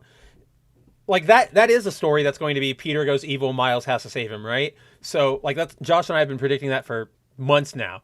And so I could definitely see with how desperate Marvel always is to create synergy between their comics and their other products, even though it does not help. Like, turning Spider-Man into a version closer to the PS4 one isn't going to bring a bunch of readers into that book. It's just going to like piss off the people who are already reading it. You know what I mean? It's really bad ideas. RC says, I'm still pissed about not getting that Dino Rider for Christmas in 1990. That's what I'm talking about, man. But that's why as adults now, you got to go back and just buy all the crap you couldn't afford. Because like, that's what I do now. Oh, I can't turn it because of the green screen, but I've got all of my crap. Like that's what I spend my paychecks on, is all the crap I couldn't afford when I was a kid because we were really poor. Spider-Man, Devil's Park. That could be it. Or it could be like Spider-Man, like, no, Tangled Web's already been used, but, you know, something, Broken Web. Something really lame. RC says, Little League, you played sports, show receipts, or I say liar. I did. For most of my youth until high school, I played soccer, I played baseball, just soccer and baseball. I was never big enough for football. I was too lean. But then I had to stop in high school because I had to go get a job and help my family pay for crap. Then I played a little rec league stuff in college, like rec football, rec softball, that kind of stuff. But so yeah, I have proof. It's out there somewhere, RC. I'll show you a picture. I have one. I definitely do.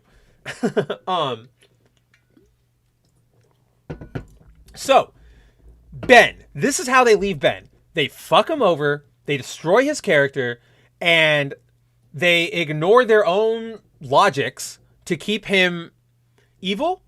And again, I also hate, this is an Andy Kubert drawn page. I hate that Ben looks so cool. He just looks so great. Oops, I accidentally moved to the background. I should probably just lock that down, shouldn't I? Just lock all of these down. None of this stuff needs to be moving. Boom. Boom. Locked. Locked and loaded. Okay, yeah. Back to what I was saying. So that is where they left Ben. Now, a little while ago, when I was explaining the birth of Chasm, side note, Chasm's coming back.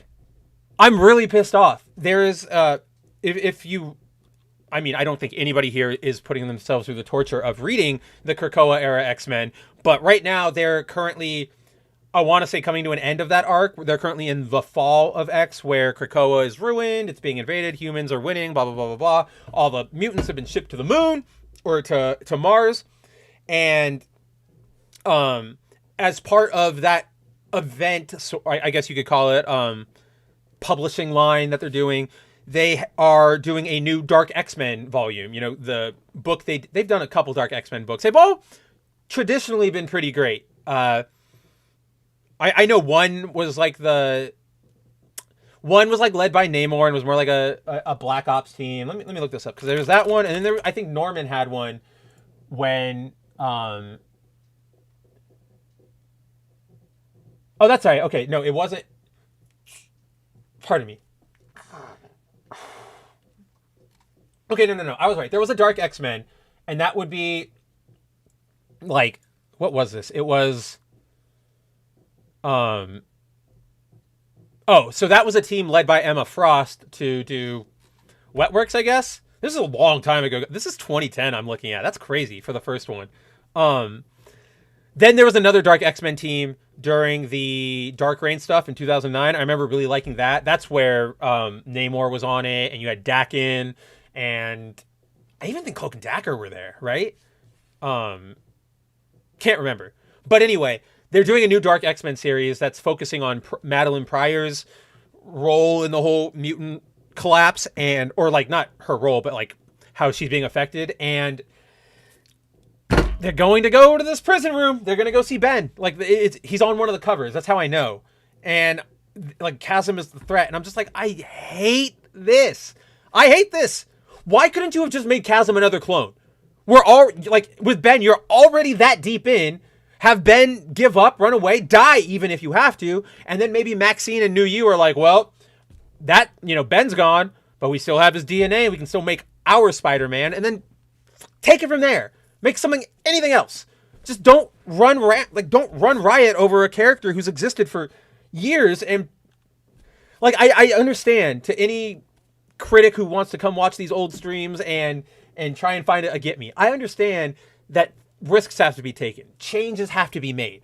But risks and changes in writing should still follow, the logic of your world, the logic of your characters, of your setting, of your story, of your powers, whatever. When you have a character where every turn the creative team says no, like, we don't want to do that. Do the absolute opposite. When you have that, it's like, just go away. Like, I don't want to deal with any of this. Right? Namor. Yeah. No. This is Namor. This is cool Namor. It's when he has like the black armor. I like that. I was definitely the emo baseballer. Had the hair swoop down there. That was me. I'm an easy read, my friends. But so, all of that said, all of my anger after that little detour, Josh, I believe, was the one, and I think somebody else, I think maybe Truth or Timon, brought up, I know Josh said, I think those three brought it up, but Josh asked a specific question, Ben, but where's Miles Morales, right? I'm going to tell you where Miles Morales plays into in all this, because I've never read a more, like, a bigger fuck you, and a bigger, like, I'm not even going to try, or like, who cares? You'll eat it, right? Like consume, like, not consumer move, but the other side, like the producer move. I don't know.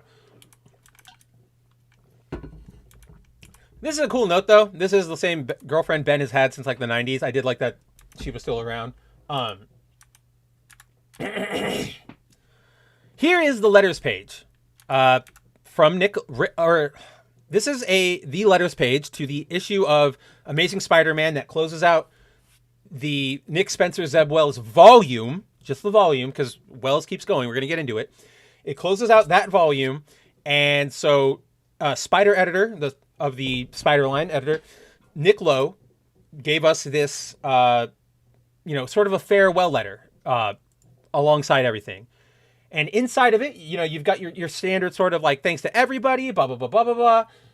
But then there's something like halfway, maybe even 3/4 of the way through, we get a revelation. And it's not great. And I lifted up the bottom here a little bit just so you can read it because it gets cut off in the normal thing. So, oh, by the way, there's Joe Caramagna. That's his name. I threw a U in there at the top of the show. Sorry about that, Joe. I'm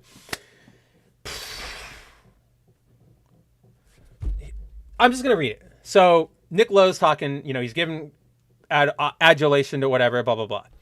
Quote, special mention to Danny Kazem, who isn't in the Spider office anymore, having taken the Kessel run to the Star Wars office.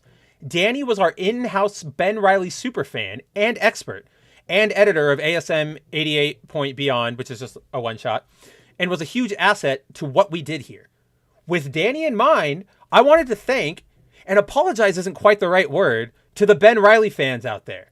Ben is an incredible character who didn't really have a place in the Spider landscape anymore. Peter Parker isn't going anywhere, and Miles Morales is here to stay. So Ben has been a challenge for us, and we thought this story gave us an opportunity to not only give Ben a last run as Spider-Man, and to do a rare thing in the world of superhero comics, a tragedy. Side note, Get over yourself. Be quiet. Like, what the hell are you talking about? There's so many tracks. Do you know what book you're working on? Do you remember the death of Gwen Stacy? Or Harry's death? Or even Aunt May getting shot by the Kingpin sniper after Civil War? Like, shut your mouth. That's such a dumb argument. Continuing. With most of our characters locked into eternal roles, a truly tragic story is very rare, and we hope we did Ben justice with it. As you just read in our day's story, we may not have seen the last of Ben Reilly, which is, of course, Chasm. But, like, this is just, to me, admitting that you don't know how to write anybody, because Ben literally existed side by side with these guys for years. He's in a different city. I've always said this, right? Like, if Peter Parker is Spider-Man, like, you know, the definitive template 616, that's who Spider-Man is. If Miles is like a younger, newer generation Spider-Man, then Ben is what if Spider-Man was happy, right? Ben was able to let go of all of his baggage. Like I probably said it like 4 or 5 times this stream. He was able to accept that he wasn't Peter. He was able to let go, move on. And so he doesn't have to be wrapped up in any of their crap. The only thing he really has to share with Peter and Miles and everybody else is the Spider moniker, and maybe show up occasionally in a Spider like crossover, right? In like whatever Spider-Verse events you're doing. This argument, especially when you say like, oh, we were able to do a tragedy. It's so rare and we hope we did justice. It's like you didn't, because you did it in the worst way possible. Ben didn't get any justice because that was not Ben. I don't know who the hell that character was. But at the end, in issues 91, 2, 3, that's not Ben Reilly. And like this letter lives rent-free in my head because it's like, now they always say in politics, like, people don't care about issues until it starts, until it shows up on their doorstep. Well, I know a lot of people are all, Miles Morales is a hot topic. He's a flashpoint of discourse. I was always fine, I don't particularly like him as a character. I liked his intro. I think he has potential. You have to do something with him, but the editors right now and the writers don't, because they're too busy trying to keep him perfect and promote him as their best and brightest. But it's like, now with this letter, like, Miles Morales came to my doorstep. Now the problem is affecting, like, I mean, it was already affecting me personally, but now it's personal. Jumping back to the chat real quick before we jump to the next bit. Worst thing that can come out of this is Ben will now claim Chasm as his name forever, while Miles gets the Scarlet emoji. I am going to find you, Truth. If that happens, I'm finding you and I'm throwing you off a bridge. That sucks. I do not like that idea. Tehillim says, I read the Brian Michael Bendis Miles Morales Ultimate Spider-Man. Pretty trash writing. I'd definitely be able to organize the story better. He still needs his own identity in main world that isn't Spider-Man. So to your second point, 1000% agree. Definitely needs a new identity. Again, I bring up Josh because Josh and I, if we're talking Mega Man or Spider-Man, you're gonna get conversations between me and Josh because we always talk about it. But that's what Josh and I always talk about, is just give him a new name, right? Like, why couldn't you have given him Chasm? Like, don't make him the super edgy Chasm, but the name, you could have made Miles Chasm. He's leaping across the chasm to whatchamacallit, to like superhero dumb, or like Stinger or like Recluse, like a brown Recluse. I don't know. There's so many ways you could have done this, and they just went with the worst way possible. And that's why you now have, by the way, side note, don't listen to Marvel's crap about they're both Spider-Man, because even Marvel, when they're promoting new books, it's Spider-Man and Miles Morales are teaming up. It's pretty great. Go look at any tweet that Marvel official puts out about Miles and Spider-Man, like in crossovers, and all the salt is just incredible in the bottom. Miles Morales is here to stay. So Josh is actually talking about the other point I was going to make to Tehillim, which is, Josh says, quote, I have a soft spot for the first few issues leading up to Cataclysm, but it was always bland, and I didn't mind a replacement since Peter was dead at the time. So I'm 100% in agreement with you, right, Josh? Like, I actually like his introduction. I think it's fun. It's interesting. I think we could have done something fun there. The problem was after that like initial Prowler storyline where it turns out that it's his uncle, which again, like it was done really well in Into the Spider-Verse, but like it's not that great of a story in the comics. Like it's fine, it's serviceable, but it's no Uncle Ben, even though that's what they were trying to go for. But after that line, because the Ultimate line, so Miles suffered for two reasons, right? One was that at the time, the Ultimate line just busted. Like Jeff Loeb had just come in, or sorry, this is way after Cataclysm, right? But wasn't it? Yeah, I'm pretty sure this is after Cataclysm. I don't know. Josh will be able to tell me, but like continuity was already like super weird. They had taken the Ultimates in a lot of like different. The period after, it's not Cataclysm, is it? Because Cataclysm is the Ultimatum. That's what I'm. Cataclysm is when Galactus from 616 comes to 1610. Ultimatum is when Magneto reverses the planet's poles and kills like 98% of the cast, right? So that's another example of like big bombastic idea from Jeff Loeb. But then what do you do? Like, what are we left to play with afterwards? Because for that period, I'd say about like 3 or 4 years after Ultimatum, the Ultimate books were just confused. They had no real cohesion or direction. It no longer felt like the Ultimate Universe. Like it felt like they had abandoned the mission they had originally set out with, right? Because the Ultimate Universe was supposed to be like a more streamlined, updated, updated to like 2000s retelling of the 616. I don't know what's like. Eventually, they got to like things like the Maker and Bucky being like the son of Bucky, or Steve's like son being the Red Skull. I don't know, man. The United States going into civil war with all the territories being broken up, the X-Men being revealed to be like mutants or government experiments. Like Ultimate Universe has lost its way for a little while. And along with that, to the second point, is that Bendis isn't that great at like that. At that point, Bendis was losing a lot of his steam, and he was turning into the Bendis, like the DC Bendis we know now. And we know that Bendis isn't necessarily great at. He needs to be reined in, essentially. Otherwise, when you let Bendis have full creative control, you start getting a soap opera with some superheroes in it. And because the Ultimate Universe had no guardrails, there was nothing to keep him in check, right? So Bendis was able to just run rapshod over oh my gosh, sorry, I'm burping a lot and I don't know why, over the Ultimate Universe. And like if you get to the end of the Ultimate Universe, it's in such a weird place with like B-list creative like not even B, like C-list creative teams on everything, and it's just like put her out of her misery already, right? Like the dog is foaming at the mouth. Like we just, it's just, this sucks.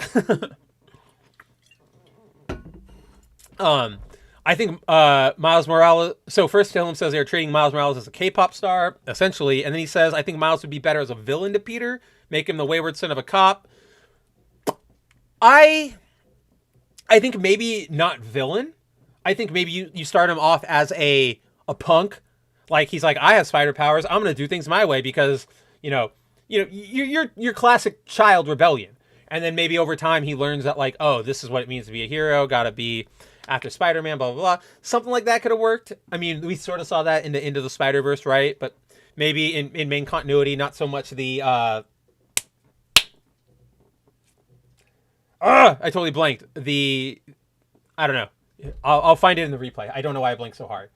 But, back to our main subject here. So, after Dan Slott after Joe Quesada did his thing and set Peter as a permanent teenager in 2009, and after Dan Slott got his hands on Peter and tried things but didn't really, he half-assed a lot of Peter's story. He gave Peter's body to Otto. He made Ben the clone, and then after Zeb Wells came back and revived Ben only to destroy his character, the man, the known the man who got his start writing. Why can't I? Oh, because I already have it open. I think. Where's my like? Why can't I open anything? This is weird. Oh, because I already have the thing open.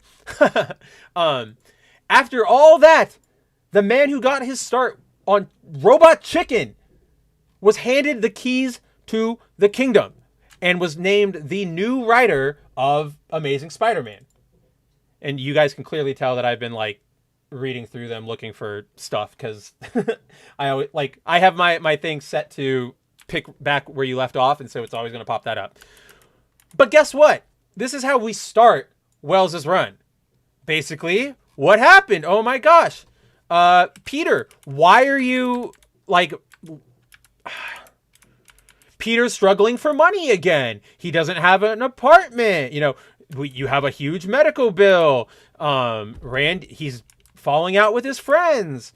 MJ, for some reason, is no longer talking to him. Remember, we had that powerful speech about like love being like unbreakable from Doctor Strange about those two. And now this run starts off with mysteriously, why are we like not talking?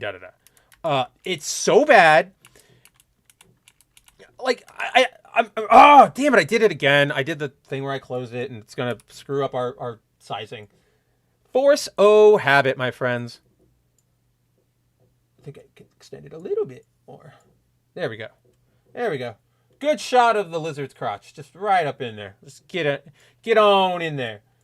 But that's how we start this like Zeb's run. He literally breaks up Peter and Mary Jane for no reason. Like it's literally just for shock value.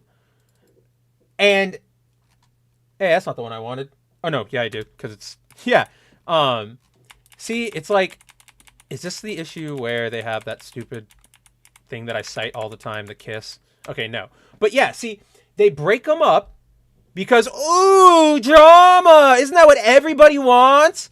And eventually, they reveal that the entire reason... So not only does, like, are they broken up, but it turns out that, like, Mary Jane has a brand new boyfriend already. And it's like, whoa, what happened? I can't believe it.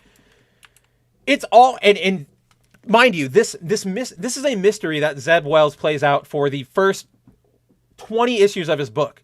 Is he doesn't, you know, you saw that 6 months later time skip earlier. None of that 6 months is addressed until the like issue 21, 20, 22. And what it turns out to be, so basically why Peter and MJ are no longer together is because, let's see, which book is it? Which cover? No, we're not looking at Dark Web. No, thank you. Is it this book? No, because I know. Okay, it's the next one. Also, this was a nice little side story. I don't really remember what happens in it, but I like seeing Terry's art, or Terry and Rachel Dodson's art. Eventually, we get to what happened. Why did the thing that everybody wanted like get shuttered, shucked, thrown away? And it turns out, so back in like 2007, 8, 3, sometime around like the 500 before, I think it's like right before Brand New Day, or it's either right before or right after. But Wells had a 3-issue run on Amazing Spider-Man where he introduced, oh my gosh, what are this guy's name? Even Amazing Spider-Man 20 volume 6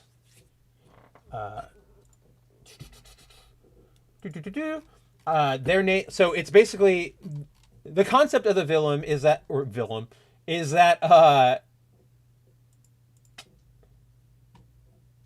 where is it? Why are you not?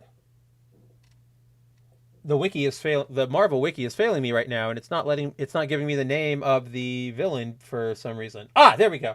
So, this guy right here, so basically Wells's villain is he created the Marvel 616 version of the Aztec god, Way Up, right? Maybe Mayan god. I gotta make sure. I want to make sure. I think it's Mayan. I think Aztec is wrong. Yes, Mayan god of mischief, Way Up. And this guy, his name is like Dr. Benjamin Rab or something, there it is, Dr. Benjamin Rabin, also known as the Scribble Man, sort of it becomes possessed. He becomes his like avatar. He's what Way Up is trying to use to get back into the world of man and wreak havoc once again. Sort of that, like a disciple sort of character. And as you can see, like his whole thing is like, cutting, like he kills people obviously, but he draws a lot of runes and symbols to summon Way Up. And what it turns out is that, so in Wells's original run, the whole thing is like, oh, there needs to be a sacrifice of somebody pure or whatever. And at first it's Peter, but then it doesn't matter. But basically that's what he does, is that he marks you for sacrifice, and then Way Up shows up and goes to town. So basically, after Way Up shows up, Peter and MJ are transported to this different realm. And it is within this different realm that we find out what actually happened. And the truth is, please tell me it's in here. Peter actually makes it back to New York, or the 616 during, Paul and MJ and these two kids who are randomly there, and Pete, they all get trapped in this hell dimension run by Way Up, and eventually Pete gets back, but then he ends up learning that time moves a lot differently in Way Up's realm than it does in where's the super, is it this one? No, I don't think so. It's the next issue. It's the next issue. But yeah, time moves differently. So while Pete's been gone, yeah, here it is. Pete shows back up and he's like, kiss me. And she's like, no, you don't understand. You've been gone for so long. And she's now in this relationship with this Paul dude, because in their time, it's been months, I think maybe even years. While for Pete, it's been a week or two, or a few weeks. So it's tired, man. Where do I even start with this? You use your, you destroy the groundwork that was being laid that everybody wanted, right? Then you, of Pete and MJ coming back, you do so by reintroducing your own original character, Do Not Steal, that has never shown back up. It's not like you created the Lizard and the Lizard's been around Marvel and you go, oh, that's a good villain to fight here. You Wells went, get my guy in here. This can work. You introduce this really stupid, oh, MJ's why would MJ, this is another character thing where it's why would MJ presume Peter would never come back for her? That's not Mary Jane. Mary Jane would go, I know Pete. It's been months, but he's Peter Parker. He's going to find me. Whatever happens, I have faith in Peter. It's another moment of I don't know the characters that I'm writing. And so you've all, this is just the biggest slap in the face to everybody. Not only did you have us wait for this reveal, but it's absolutely garbage. And for some reason, Editorial is all about this run. And the run, so from here, the run, we finally learn the truth. What's going on? What's the next development that happens? Well, see for yourself if it would load. There we go. Pete. So remember when Norman got gored earlier when we were talking about the Kindred and the end of Spencer's run? Well, that carries over into Wells's run. And Osborn is not only a hero now, so he becomes Peter's Q, he's making James Bond, he's making all of his tech now, really, synergizing that MCU-ness with Spider-Boy, and he's now operating as a hero named the Gold Goblin, right? Which is in theory, a Gold Goblin is not a bad idea. The problem is, this is comic books, and we know that Osborn is eventually going to stab Peter in the back. This is his arch-nemesis. This is a bad guy. This is a superhero. It's coming. We're not dumb. But since then, which issue did this start in? Since this moment, Wells has gone on to start a new arc where Kraven has and the Goblin Queen are now consorting together, but he imbues a staff, and I'm not sure if it's like from anywhere before. I couldn't find a name for it, but it just looks like a new staff. It basically has Norman's sins in them now, right? Because Kraven's like, I'm gonna go hunt the Goblin, but he needs to be the Goblin. Goes out to find Norman, finds Norman, attacks him.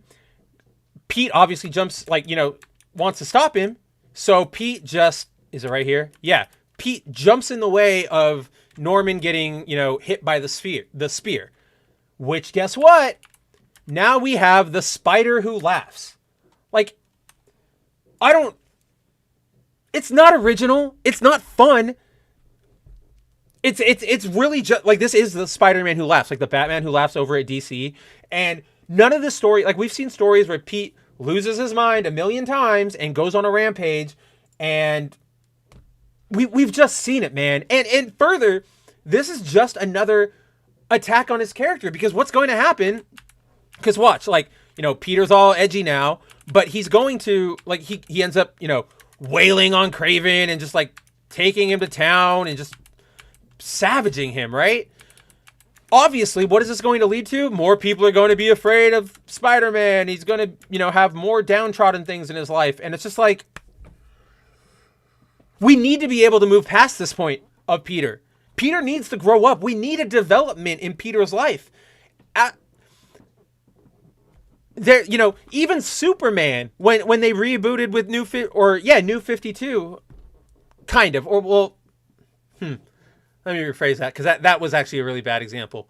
Because they reset to, like, the beginning. But basically, that's a good example. DC, when they rebooted everything to the New 52, they got rid of Superman and Lois's relationship. Obviously, they had to reset to 0. But also, Jonathan Kent, like, Superboy. And a lot of people were really interested in, like, what do we do with this next part of Cal's life? Like, what's it going to be? He's going to be a dad. This is crazy. Then they just wiped it. Just chop, chop. And of course, fans were pissed. But DC realized their mistake maybe like a year or two later, and they straight up just said, oh, that Clark and Lois and John, they're like the only survivors of that old universe. They're still here. Say hi. And now they're like in continuity. They exist. It's good. It's just, but like, that's what I mean. Like, Superman's been allowed to grow. Now he's a father, right? And Pete is just still the same downtrodden, just loser, essentially. But like, Peter Parker is not supposed to be an actual loser. He's supposed to be like a oh, that sucks for that guy. Like, he just has bad luck, which is not what the Parker luck is. The Parker luck is good luck, but Pete has just bad luck. Crap rains down on him. But does it have to be all the time? Does it have to be everything in his life that does this? I don't think so. Like, in the words of Mrs. Incredible, I don't think so.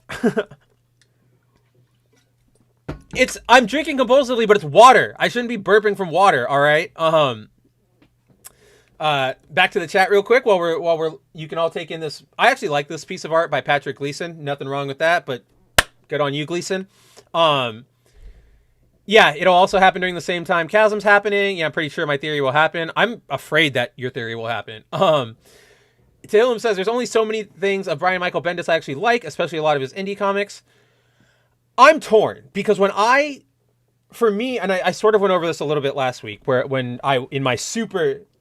last week's stream was so all over the place. Like, I had so many things to do. I just couldn't focus on the topics at hand. But I sort of talked about it last week. I got into, like, seriously collecting and reading and following continuity as like a 15-year-old, like a 16-year-old. Obviously, I read comics all my life. I had a bunch of, just all through the 90s, but that's like kid reading where it's just like, oh, issue of Spider-Man? Yeah, I don't know what's going on. I just really like that I see Spider-Man and he's doing something. And maybe I get a conclusion to the story, but maybe I don't because I forget about the next issue, right? That kind of stuff. But then, yeah, when I got to 16, 15, I moved to a place that had a comic book store near me. And actually, no, here's a fun story that I want to give a shout out to. It is, the comic shop, unfortunately, no longer exists. It existed in Hillcrest back in San Diego. When I was like 16, or when I was 15, IDW, I believe it is. They teamed up with that incredible artist Ashley Wood to make the Metal Gear Solid like comic books, like adaptations of the Metal Gear Solid story. So one night, we were like, I was out with like my parents and family. We were having dinner or whatever, and I was like, "Oh, hey, Mom, before we go back, can you take me to the comic book store over there so I can try and grab all the Metal Gear issues?" So she did, and we went over. I picked up all of them. They had them all. It was incredible. That store ruled. I'm gonna look up the name real quick. Hillcrest Comic Book Store, California. It's like under. What was it? It's a name. It was called.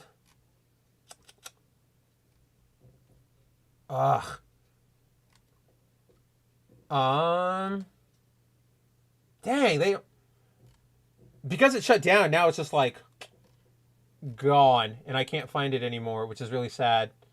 It was like on like ground, underground, nuclear ground, something like that. It was Anyway, it was a great store. But I went in, and the shopkeeper, like, he saw all of my Metal Gear comics, and he's like, "Oh, like, cool, like a big Metal Gear fan, blah, blah, blah." And I'm like, "Yeah, yeah." And he's like, "Do you read anything else?" And I'm like, "Well, we got to talking, and I'm like, I really like superheroes." And he's like, "Do you read any of them?" And I'm like, "Not really. Like, I don't know where to start." So he went, "All right, come here."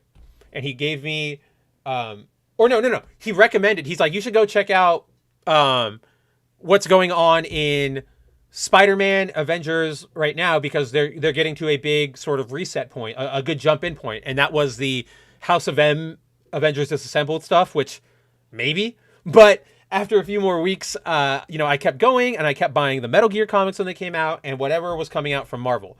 And eventually the guy was like, "Do you like DC at all?" And I'm like, I told him, I watched all the cartoons as a kid. I love the Teen Titans show. No, I don't. I don't.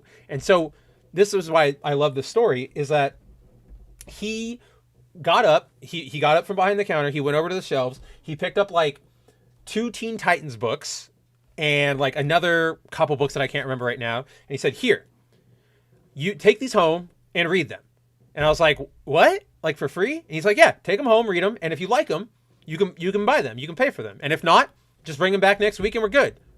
Luckily, I ended up liking them. And so, like, when I went back the next week, I paid. But, like, the guy even remembered me. He was like, "Oh, hey, you, like, how did you like those books?" And so, for the longest, On Comic Ground, that's what it was called. On Comic Ground. If any other San Diego native is watching or ever does, that, shout out to On Comic Ground and the guy who owned it. Don't know his name. I'll never find it. But, yeah, so, because he lent me those books, which was around the time of Infinite Crisis, I was able to, that's how I sort of got into DC proper. But, so, aside from that shout out, my point about Bendis is that because he was sort of who was writing and directing things at the time I got into comics, all of his storylines seemed sort of fresh and interesting to me. The House of M stuff, the Civil War, or not Civil War, but like House of M, the Disassembled stuff, like all that stuff I really liked. And I really, really, really love Ultimate Spider-Man. Like, that is, up until their first run ends, which, Josh, is like, what, 129 or 130 or something, when Ultimatum happens, it's all pretty damn good. It obviously loses a little steam near the end, but, like, damn, is it so good in the beginning. But, so yeah, like, and I also liked Powers for a little bit, but Bendis needs somebody to, wrangle him in. He needs an editor, but like an editor who pays attention, because if you let Bendis go, it's kind of what I said earlier, you'll get a soap opera. He's way too dialogue heavy, and he stretches things out way too much for a sense of pacing. I'm not entirely sure. It's like, instead of, he tries to translate the human experience of like dead air, casual conversation when you're doing something, right? Like, if, let's say, for example, all of us here, me, Truth, Tehillim, Josh, we were going to go to Taco Bell. And, just along the, like, our goal is to get Taco Bell. But along the way, we're having some chats. There's some dead silence. Maybe we don't, like, walk in right away. Maybe we just stand there. It's all part of just the human emotion, right? Like, being in, or the human experience, just sort of being in the moment. Bendis wants that in his comic books, but the problem is, it's a visual medium, so you end up having like 8 pages of characters walking from one place to another, having a conversation, with all the, you know, excuse me, it's like all of that stuff thrown in. And so it just becomes tedious, I think is the best way to put it. Because, yeah, like I also love New Avengers, Mighty Avengers, all the stuff he was doing around then. And also because I just remember this because it's in that era. Shout out to probably my favorite Dan Slott book he's ever written, which was Avengers: The Initiative. If you've not read that, highly recommend it. It's basically after Civil War, they had the Initiative, which was like every state in the US is going to have their own Avengers unit. And the Initiative was about training them up and, you know, getting them ready. And it's so disconnected from like I don't know. It's like, you don't need to know the rest of Marvel. You don't need to worry about what the hell the X-Men are doing. It's a solid story about like a boot camp. I don't know. Highly recommend it. To Hillam, we don't talk about Bendis DC. Like, that's what I mean. Like, after Ultimate Spider-Man, like when his initial run of Ultimate Spider-Man comes to an end, that's when Bendis starts to just crater in quality. I can't even bring myself to peruse his DC stuff because the 1 or 2 issues I did were just awful. He's not writing for these characters. He's writing for himself, which is why we get a lot of that dialogue, a lot of that empty space. And it's not working anymore. It was neat with like Alias and stuff to see that more human side, personal side of superheroes. But now with like the overflux of like MCU stuff and Infinity Comics and Slice of Life, there's just not anything really there. So what's the point to all this, Spencer? Yeah, you really hate, like, obviously the Spider-Man run is bad, but that's life, right? We're just gonna, you know, somebody will wake up someday and we're gonna get Spider-Man again. And to that I say, don't count your chickens before they hatch at all, because I've sort of been hinting at it throughout the show, but Marvel Editorial, they are on board with this crap. Like, they are so... Whoops. I gotta move that out of my way. They are so ready to, like, just defend this run to the death. The run is awful. I didn't even mention, guys, the huge bait and switch that was after they revealed what happened to Peter and MJ, right? The next tease that Wells was doing was somebody in Peter's life is going to die, like somebody close to him. And he even had this stupid ass, like, oh gosh, what was it? It was like an interview where Wells was like, here, I'm just going to pull it up. He was basically like, oh, I've been told that the upcoming twist is going to be so bad. Yeah. Marvel writer Zeb Wells claims upcoming Amazing Spider-Man reveal is so controversial that Editorial warned him to, quote, not do any comic conventions after this issue comes out. So yeah, we went over the situation, but then like the Rabin stuff, the Scribble Man way up.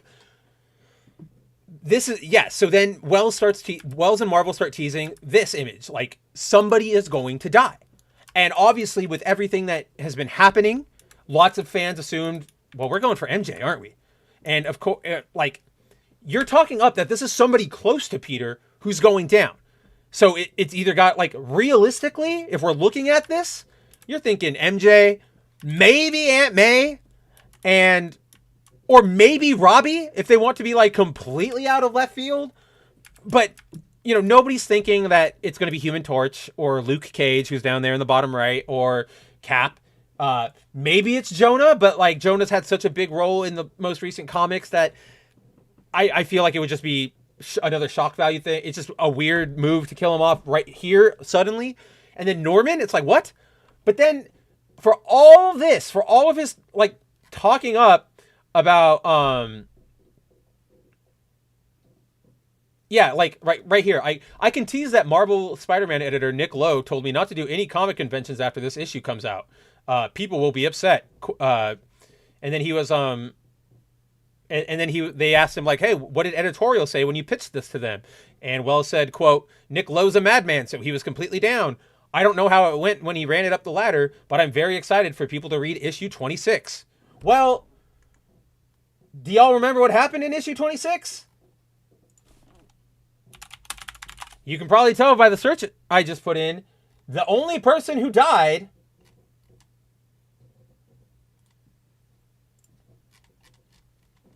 was Kamala.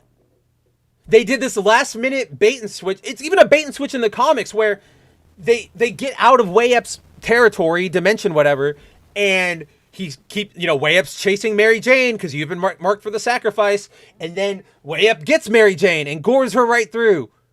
But then Mary Jane shapeshifts, and it turns out it was Kamala acting as a decoy, which again doesn't make sense because I thought Mary Jane was physically marked by, or mystically marked. It's not a... Way-Up and Rabin aren't going after Mary Jane based on sight alone. You know what I mean? They've clearly... It's another rule that you guys set up that you want to ignore for the sake of a cheap shock. It's just cheap shock value. But so who cares? It's so insulting to... And then, subsequent issues have had Peter being like, we were so close, I loved her so much. Or not love, but I cared about her, I failed her, blah, blah, blah. And it's just shut up. This... When did he get... they worked together at Oscorp for a little bit. They're not... Shut up. Just stop it. But anyway, back to my main point. So, obviously, as we've all gone through... Amazing Spider-Man sucks right now.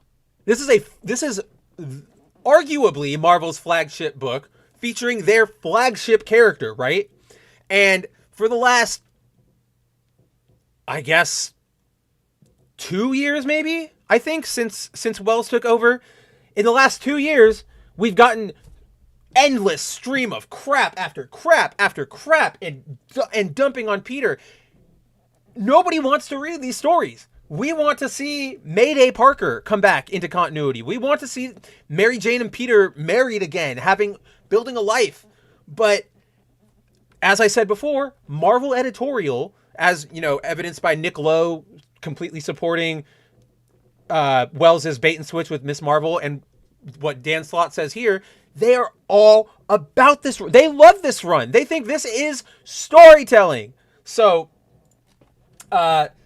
if you've read this article, I kind of I gave a very condensed version of what we went over here tonight. I was so proud of myself. I kept all of my ranting about Ben Reilly to these 3 paragraphs, and not even full paragraphs, a paragraph, right? It's just sentences broken up. And I totally could have kept going. I have before. There are articles out here on Bounding where I'm just I lose it over Ben. But yeah, there's Ben, there's breaking up MJ again, there's Norman. I didn't even talk about Kamala in the article. There's the Goblin who laughs, and it's just awful, right? So on September 23rd, and again, guys, as bombastic as my emotions are over Ben Reilly, and I fully admit, I'm in a minority there of people who care about him, but my sentiments about the run in general are not personal. It's not me getting upset out of nowhere, or sorry, let me rephrase that. It's not just me nitpicking things and working myself up, right? This is the widespread opinion across Spider fans, internet. Go on social media, look at any discussion about Amazing Spider-Man. You're gonna find everybody going, "Wow, these guys suck." Wells, go away. Slott, go away. And of course, I don't have the materials right here yet, or right now rather, but we know Slott himself is coming. Marvel Editorial's move after all of this crap with MJ and Rabin and Way-Up was to announce, oh, guess what, guys? Slott's coming back to Superior. Which, we went over this at the top. Slott's not good at writing. That's not something to get people excited about. The novelty that got the credit of novelty that I and a lot of other people give him for Superior isn't going to carry over to a second run of it, because a second run of it is not introducing a new story thing or an element or development. It's just more Otto, right? And it's just you writing Otto, and it's just going to be. I don't have a lot of hope for it.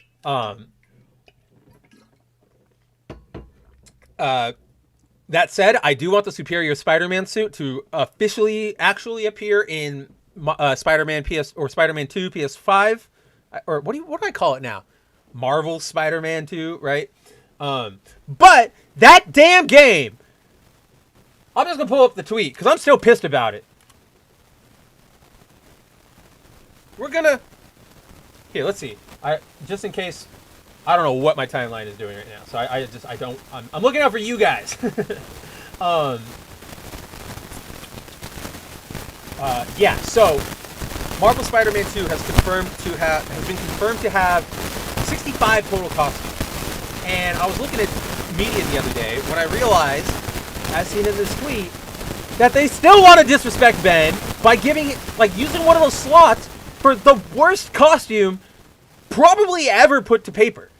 So when Ben came back after the clone conspiracy and sort of was trying to get his fresh start, this is the... you know what? I'm disappointed in Mark Bagley. This was Spider Artist Extraordinaire Mark Bagley designed this, and it is so awful. Why do you see his mouth? Why is he stop! Go away! No! This is not Ben. And you know what? Luckily, they heard the fans on this one, and this suit only lasted an issue before Ben just straight up is he sees a cosplayer in a proper Scarlet Spider costume, and he's like, "You, give it to me." Because remember, at this time, Ben's being a bit of a jerk, a bit of a York. But anyway, so back to Dan Slott. Yeah, so obviously the widespread opinion is that current Spider Editorial and current Spider-Man, just everything Spidey right now sucks. It's bad. Bottom of the barrel, even for modern Marvel, right? But like I said, Editorial doesn't think that, because we have an insight that we got the other day. Let's see, what's today, the 29th? Almost a week ago from Dan Slott, where he, apropos of nothing in particular, it looks like he's just weighing in on the topic. He took to Twitter to give his thoughts on the Spider-Man situation. So I'm just going to read through it, then we can talk about it. Okay, 6 tweets long, as you can see there. So Slott began, quote, "It's impossible to ruin/destroy a long-standing legacy character. If an iconic character has been around for 50 plus years, they're indestructible. Whatever current aspect storyline displeases you as a fan can be hand-waved away down the road. The character you love will be fine. But what if I don't want to wait that long? If a legacy character has been around for 50 plus years, chances are good that there are hundreds, if not thousands of stories about them in various media you haven't read, seen, experienced yet. More than enough to tide you over. But the current storyline hurts and disrespects the character. I'm defending them. For a character to stay vital/fresh, especially one that's been around for 50 years, storytellers have to take risks and try things that haven't been done with that character before. And whenever that happens, whatever ways those stories deviate from the norm will inevitably upset a number of the hardcore fans. Conversely, they could also excite other parts of the base and catch the attention of new fans. These deviations are necessary from time to time. Without these wild swings and stories that take big risks, there'd be the danger of the property growing stale and predictable. And again, for a character to have survived so long, there's the knowledge that a reboot, reinvention, or handwave could put all the toys back in the box. Despite any histrionics, there's always the knowledge that the fan base that existed before you felt the exact same way over a previous story or status quo. And guess what? The character we all know and love is still here and still thriving. I don't know about that. They're going to be okay, end quote. Then he continued, quote, "Also, if you think a storyline has broken your favorite character for all time and you can't come up with an idea for a story that'd fix that, then your fan powers are lacking. Because I guarantee you there are hundreds, if not thousands of fans who can come up with a fix." Now, how, this is so condescending to people from Mr. right here, right? Mr. Whoops, I hit the back button on my mouse. Mr. Woohoo, tweet. Oh, this is all I do with my time. I love to tweet. He's ignoring everybody's complaints, right? So my first issue with this is first I will give him credit on I think it's 2 things. I know one at least. So I'll give him credit on 2 things. One is his point right here, which is whenever a story deviates, there will always be a subsection of fans who lose their mind. It's just reality. It's not always the same fans for every property or character or whatever, but there are people who, if you come to change anything in a book, will lose their minds. I think, as we've known from my history and whatever, I'm not one of those people. I'm open to changes if you can make them work, if they can be interesting, if they can be fun, right? And I do agree, like, you gotta switch things up sometimes, bring in new readers, try new things. But what Slot's doing here is, it's the Hollywood trap we always talk about. You don't have to destroy things to build up new things. Ben didn't have to be killed for Miles to have a story. Ben could have just gone off and lived on his own, right? Like, it's such a bad mentality that these people display, that it's like everything is so disposable. Everything is so... It only exists in the here and now, and I don't care about whatever else happens. And it's just so annoying, is probably the best way I can put it. Gotta slug some water. Yeah, Zero, he is legit pulling the if you don't like it, don't read it. Because, so, like, I agree with him here. There definitely are those kinds of people, and I also agree with his closing point that, and I only agree because this is just a fact. Despite any histrionics, there's always the knowledge that the fan base that existed before you felt the exact same way over a previous story or status quo. I think that is true, and I think that's just a quirk of comic book reading that I find interesting. You know, some people will be like, oh, I had to stop with House of M, and then some people will be like, oh, but I liked Civil War, I liked Secret Invasion, blah, blah, blah. It's just an interesting phenomena, and I just have to give Slot credit for it, identifying it, you know? But here's where my real problems begin.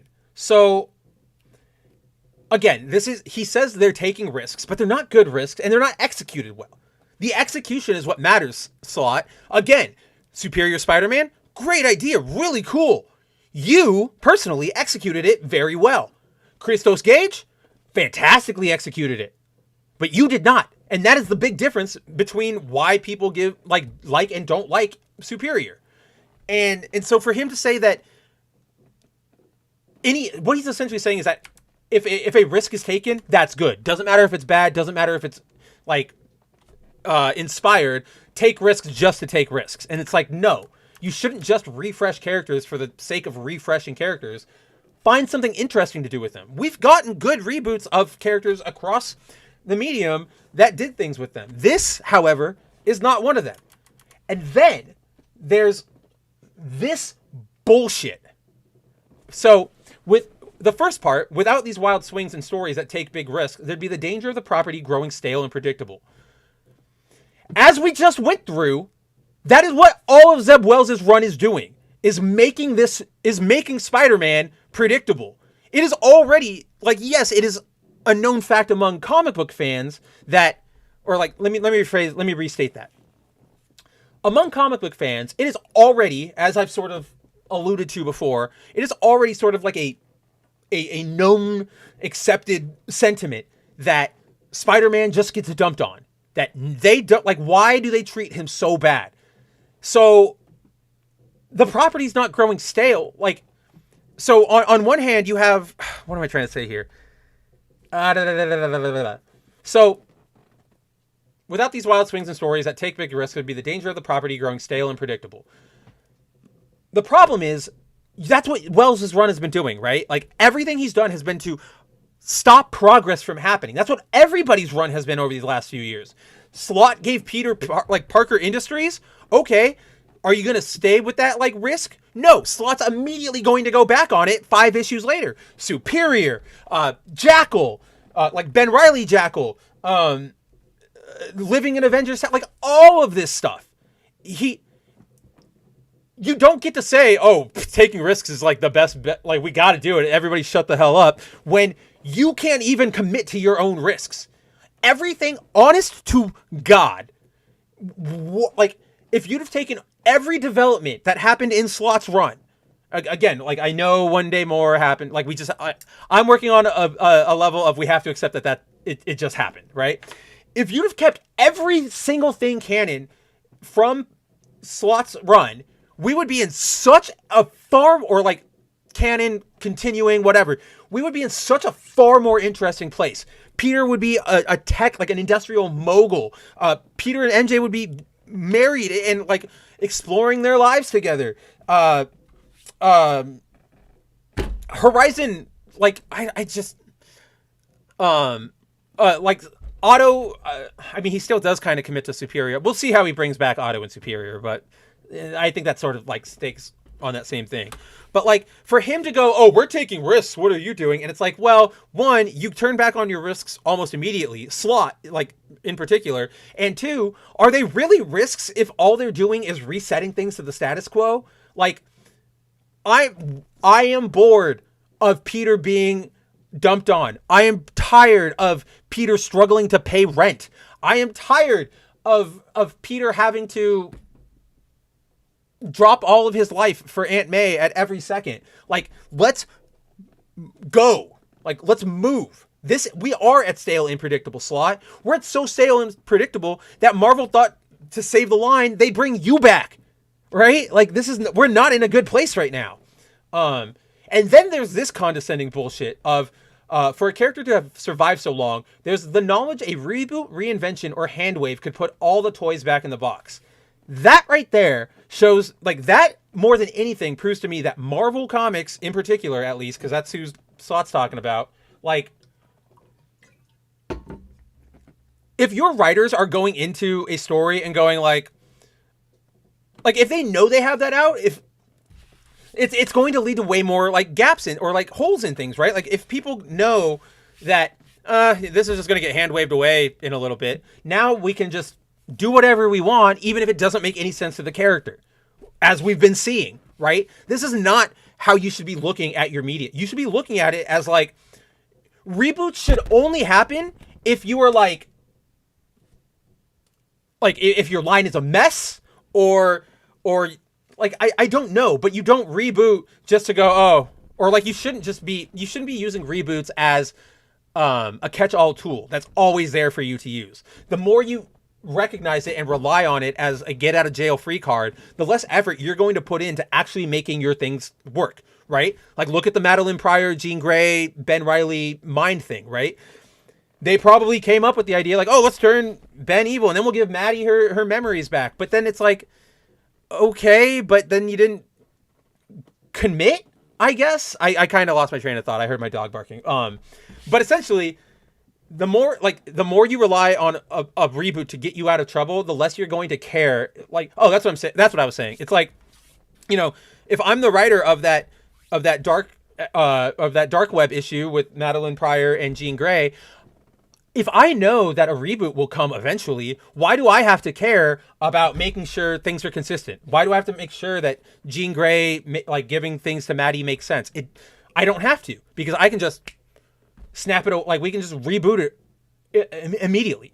And it's such an insulting mentality. It's just,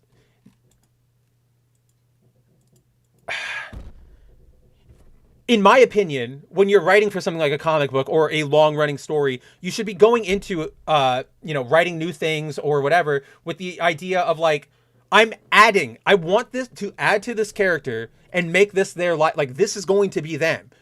Yes, I understand reboots are part of comic book existence, but that doesn't mean you have to give it all the power. I don't know. Just, if you're writing with this mentality, you are not setting yourself up to produce anything well, because there's just going to be a bunch of holes, a bunch of weird moments that you can just go, reboot it, whatever. And like,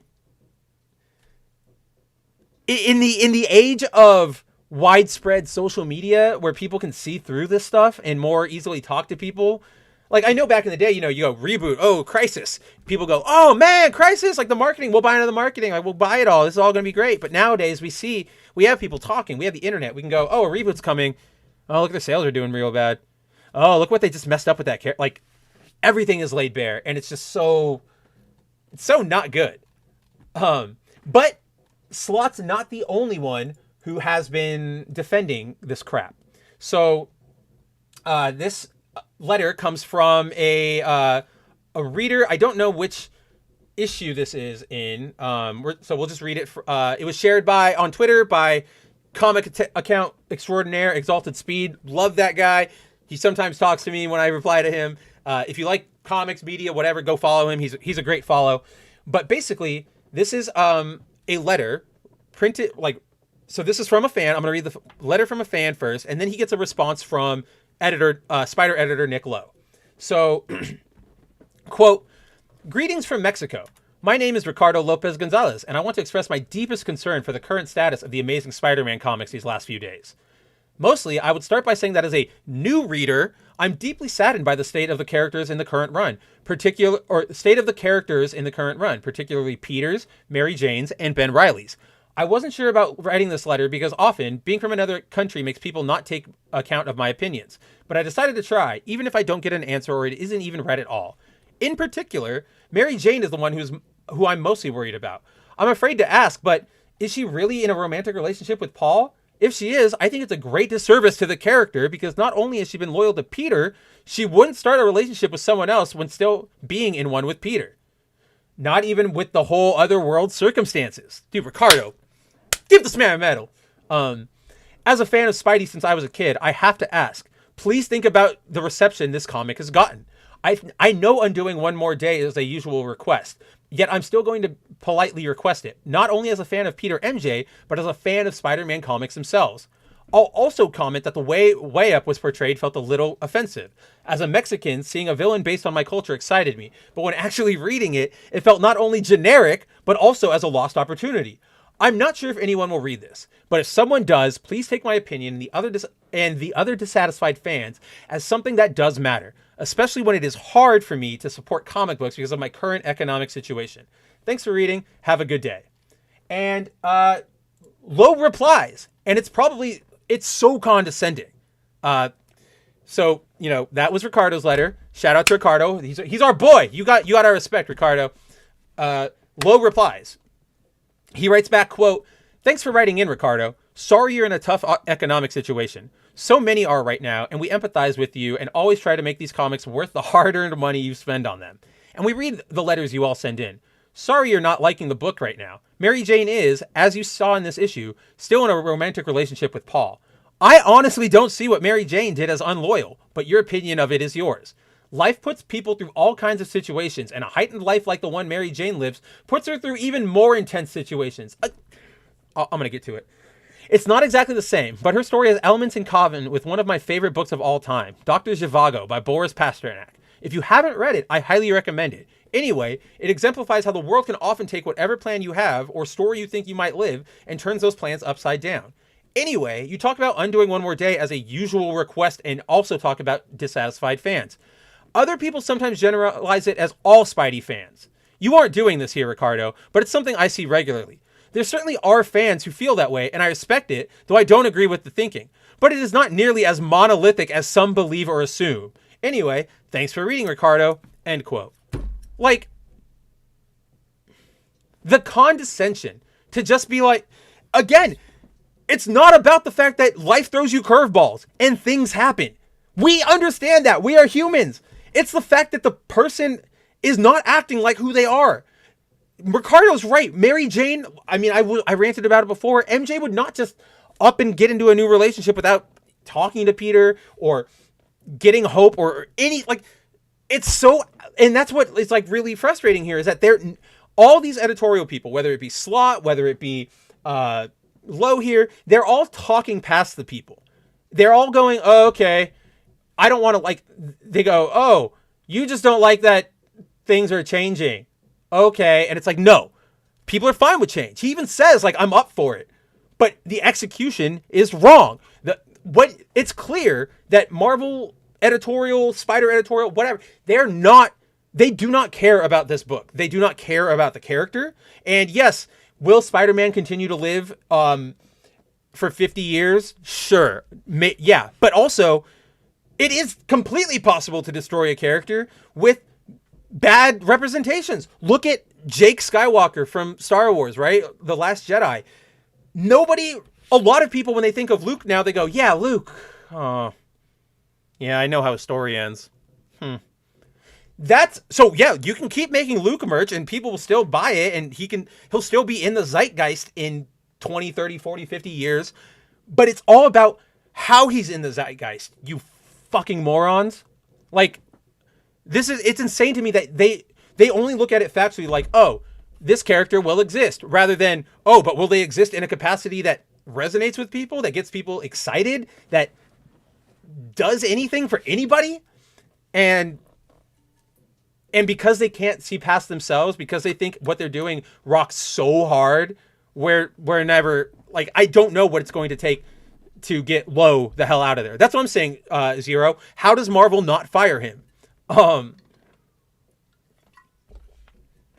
Truth. Yeah, exactly. This feels like those disappointing papers I got from elders when I was a kid. Right. Like, Lowe is totally being like, he's so condescending through all of this. And it's just like, he thinks he knows what Ricardo's talking about, but he doesn't.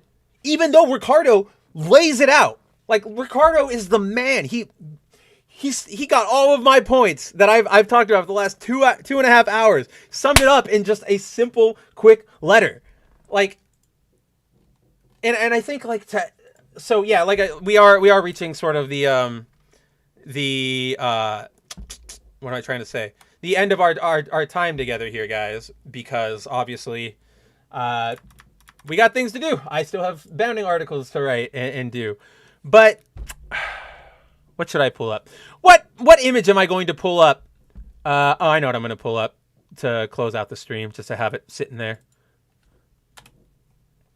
Oh, Zero, do not apologize at all. Please do not. I'm just happy that you were here and you're hanging out and you're talking with us. Yeah, this is one of my favorite issues of Spider-Man. It's where Peter and MJ decide, like, we're going to go make a family. So he officially hands the webs over to Ben. And Ben's like, you know, he's already accepted his old life. So now it's just like he's accepted that he's a clone. And now he's moving forward. I don't know. It's just a really good issue. But essentially our time here tonight, guys. So first of all, I want to say thank you to everybody who showed up, because I know it was long. I know this got really in depth on a topic not a lot of people care about, but I really care about it. I love Spider-Man. I love Ben Reilly. I just want this stuff to be good. I want to be able to. I used to have a friend who, one of my favorite things was every Christmas or his birthday, I would be able to pick him up a trade paperback, because he loved comics, but he just didn't really have the energy to dedicate to, like, getting into the nitty gritty issues, blah, blah, blah. So I would love picking up stories and giving to him Spider-Man, X-Men, Batman, whatever. And nowadays, like, I've not given him anything new past, like, maybe 2012, like Old Man Logan, whenever that was, is probably the newest thing I've given him, because where we're at is just awful. We have our biggest representatives in comics, the big two, helmed by people who don't really care. Unfortunately, I mean, I'm not going to blanket say that. I know there are still some creators at these companies who really care about the medium and what they're making, but when you have your people looking, you know, relying on reboots to get them out of tricky situations, when you have editors straight up, like, condescending at fans, when you have editors admitting that we're killing off a character because we just don't know what to do with him. Like, Slott wants to yell at us about, oh, if you can't think up a creative way to get to undo all of this stuff, then you're just not a real fan. And it's like, you guys didn't, like, sorry, I lost my train there, which is embarrassing because we're at the very end, but they don't care. Like, it's just rough. And I don't know how anything is going to get better. I don't see anything getting better in the near future, especially when you have Slott being given another Spider-Man book. You know what I mean? And until these people's ego can be set aside and they can actually listen to the fans instead of just bitching at them and telling them, no, you're wrong, we're not going to see any changes. And truth, yes, there is no passion here. That's essentially what, like, you know, that's kind of what Slott and Wells are saying. Their passion isn't necessarily in evolving the character, right? Or what's the right word? Like, guiding the character's growth. Their focus is on selling books. Only, though. Like, yes, I understand it's a business and you have to, but, like, that is where they've turned from, like, creatives into money men, and it's depressing. And when you have money men doing creative tasks, you get stuff like Ben Reilly being Jackal, Ben Reilly being Chasm. You get stuff like Zeb Wells' entire run of Amazing Spider-Man. So yeah, with that, guys, I think there's one thing I want to pull up that I will close on. Let me see if but yeah, I feel really bad because I'm running over. So Zero says 2.5 hours isn't long for a stream. No, but I feel like it's a lot. It's a long time for everybody to listen to one person bitch specifically about an obscure 1990s comic book character who he still likes. So that's all I'm saying. I'd love to spend more time here. If I had more visuals or something, I don't know, more stream decky things to do. But let's see. Oh, hell yeah. I got it. Perfect. This is how we'll close out. Let's see. Sahilum says, maybe it's time for these editors and writers to take on the being homeless challenge for 2 months with zero money. Kinda. Like, you're not doing a good job. Stop letting them fail upwards. You know what I mean? Oh, and to that end, like, obviously, I went the entire show without mentioning it. One, Zeb Wells was a writer on She-Hulk. And two, homie's writing on Deadpool 3. So, like, my hopes for Deadpool 3 are immediately in the grave. Because, no, I'm sorry. I don't trust the man who killed Ben Reilly to handle any of the... Like, this Secret Wars is supposed... Or Deadpool 3 is supposed to be, like, this multiversal crossover with, like, the Fox and Sony movies and stuff. And it's like, if you can't handle Ben Reilly, I don't trust you to handle any of them with respect. So, no, I'm sorry. I'm not excited for that. Wells, you jerk. But yes, so maybe it might get them to be more grounded with the reader base. Maybe they just need to talk to somebody. They need to listen to Ricardo. Ricardo is our hero. I'm gonna put a plate down on the next stream that says, like, in honor of Ricardo. Like, that guy rules. But yes, so we are at the end of The Good, the Mad, the Ugly, episode 4. I want to thank everybody for joining. Truth, Tehillim, Zero Dozer. I know Josh was here for a little bit. I also know that Timon was here for a little bit. RC was here for a little bit, and Joy was here for a little bit. So all the people who were here for a little bit, thanks so much for stopping by. I thank you for letting me vent about this crap. As always, you can find me pretty much daily over on Bounding Into Comics, throwing up articles. You can also find me on That Park Place. It's a new channel that Bounding is collaborating with WDW Pro, Culture Casino, other creators in the sphere to bring you a very short, concise entertainment news show, which is no BS. Just here's the news, here's what's going on. Take it away. And then, of course, you can always find me Wednesdays at 9 p.m. Eastern Time, which would be 6 my time, right? 6 Pacific time on the Bounding Into Comics channel on the Black Pill stream. It's always a great time to hang out with Josh, John, and Jacob, and Cider when he's around. Yeah, obviously I will be back next week for another episode of The Good, the Mad, the Ugly. No idea what we're going to talk about because, hey, the next show is a week away. But until then, I hope you guys, follow me on Twitter, follow me on YouTube. Oh, I get to say it finally. Hit that subscribe button, smash that like, hit the bell, or ring the bell for your notifications. And yeah, I will hopefully see you all next week. And yeah, so before we leave, I would love to leave everybody with this video. Creator of Mara Jade. Wait! I am not the creator of Mara Jade, and I want you to get out of this office right now. I'm sorry, Zeb. No way. You brought No it way. You brought it on yourself. I don't want you here. I'm so Out. sorry, George. I didn't think it would go like this. Out. Jen, I got your voucher. Out!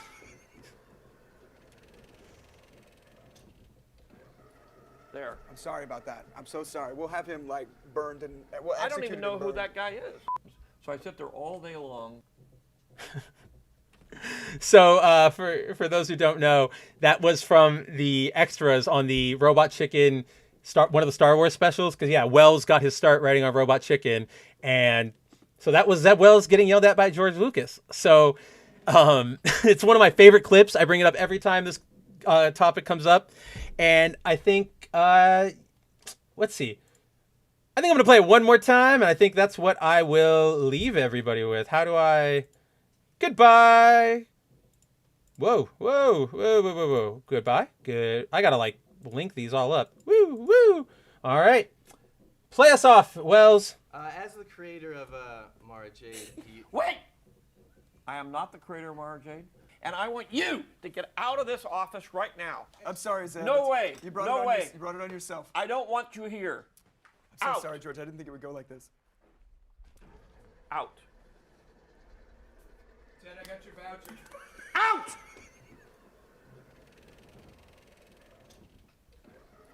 There. I'm sorry about that. I'm so sorry. We'll have him like burned and we'll I don't execute even him know and who burned. that guy is. So I sit there all day long. And with that, take it easy, everybody. I'll see you next week.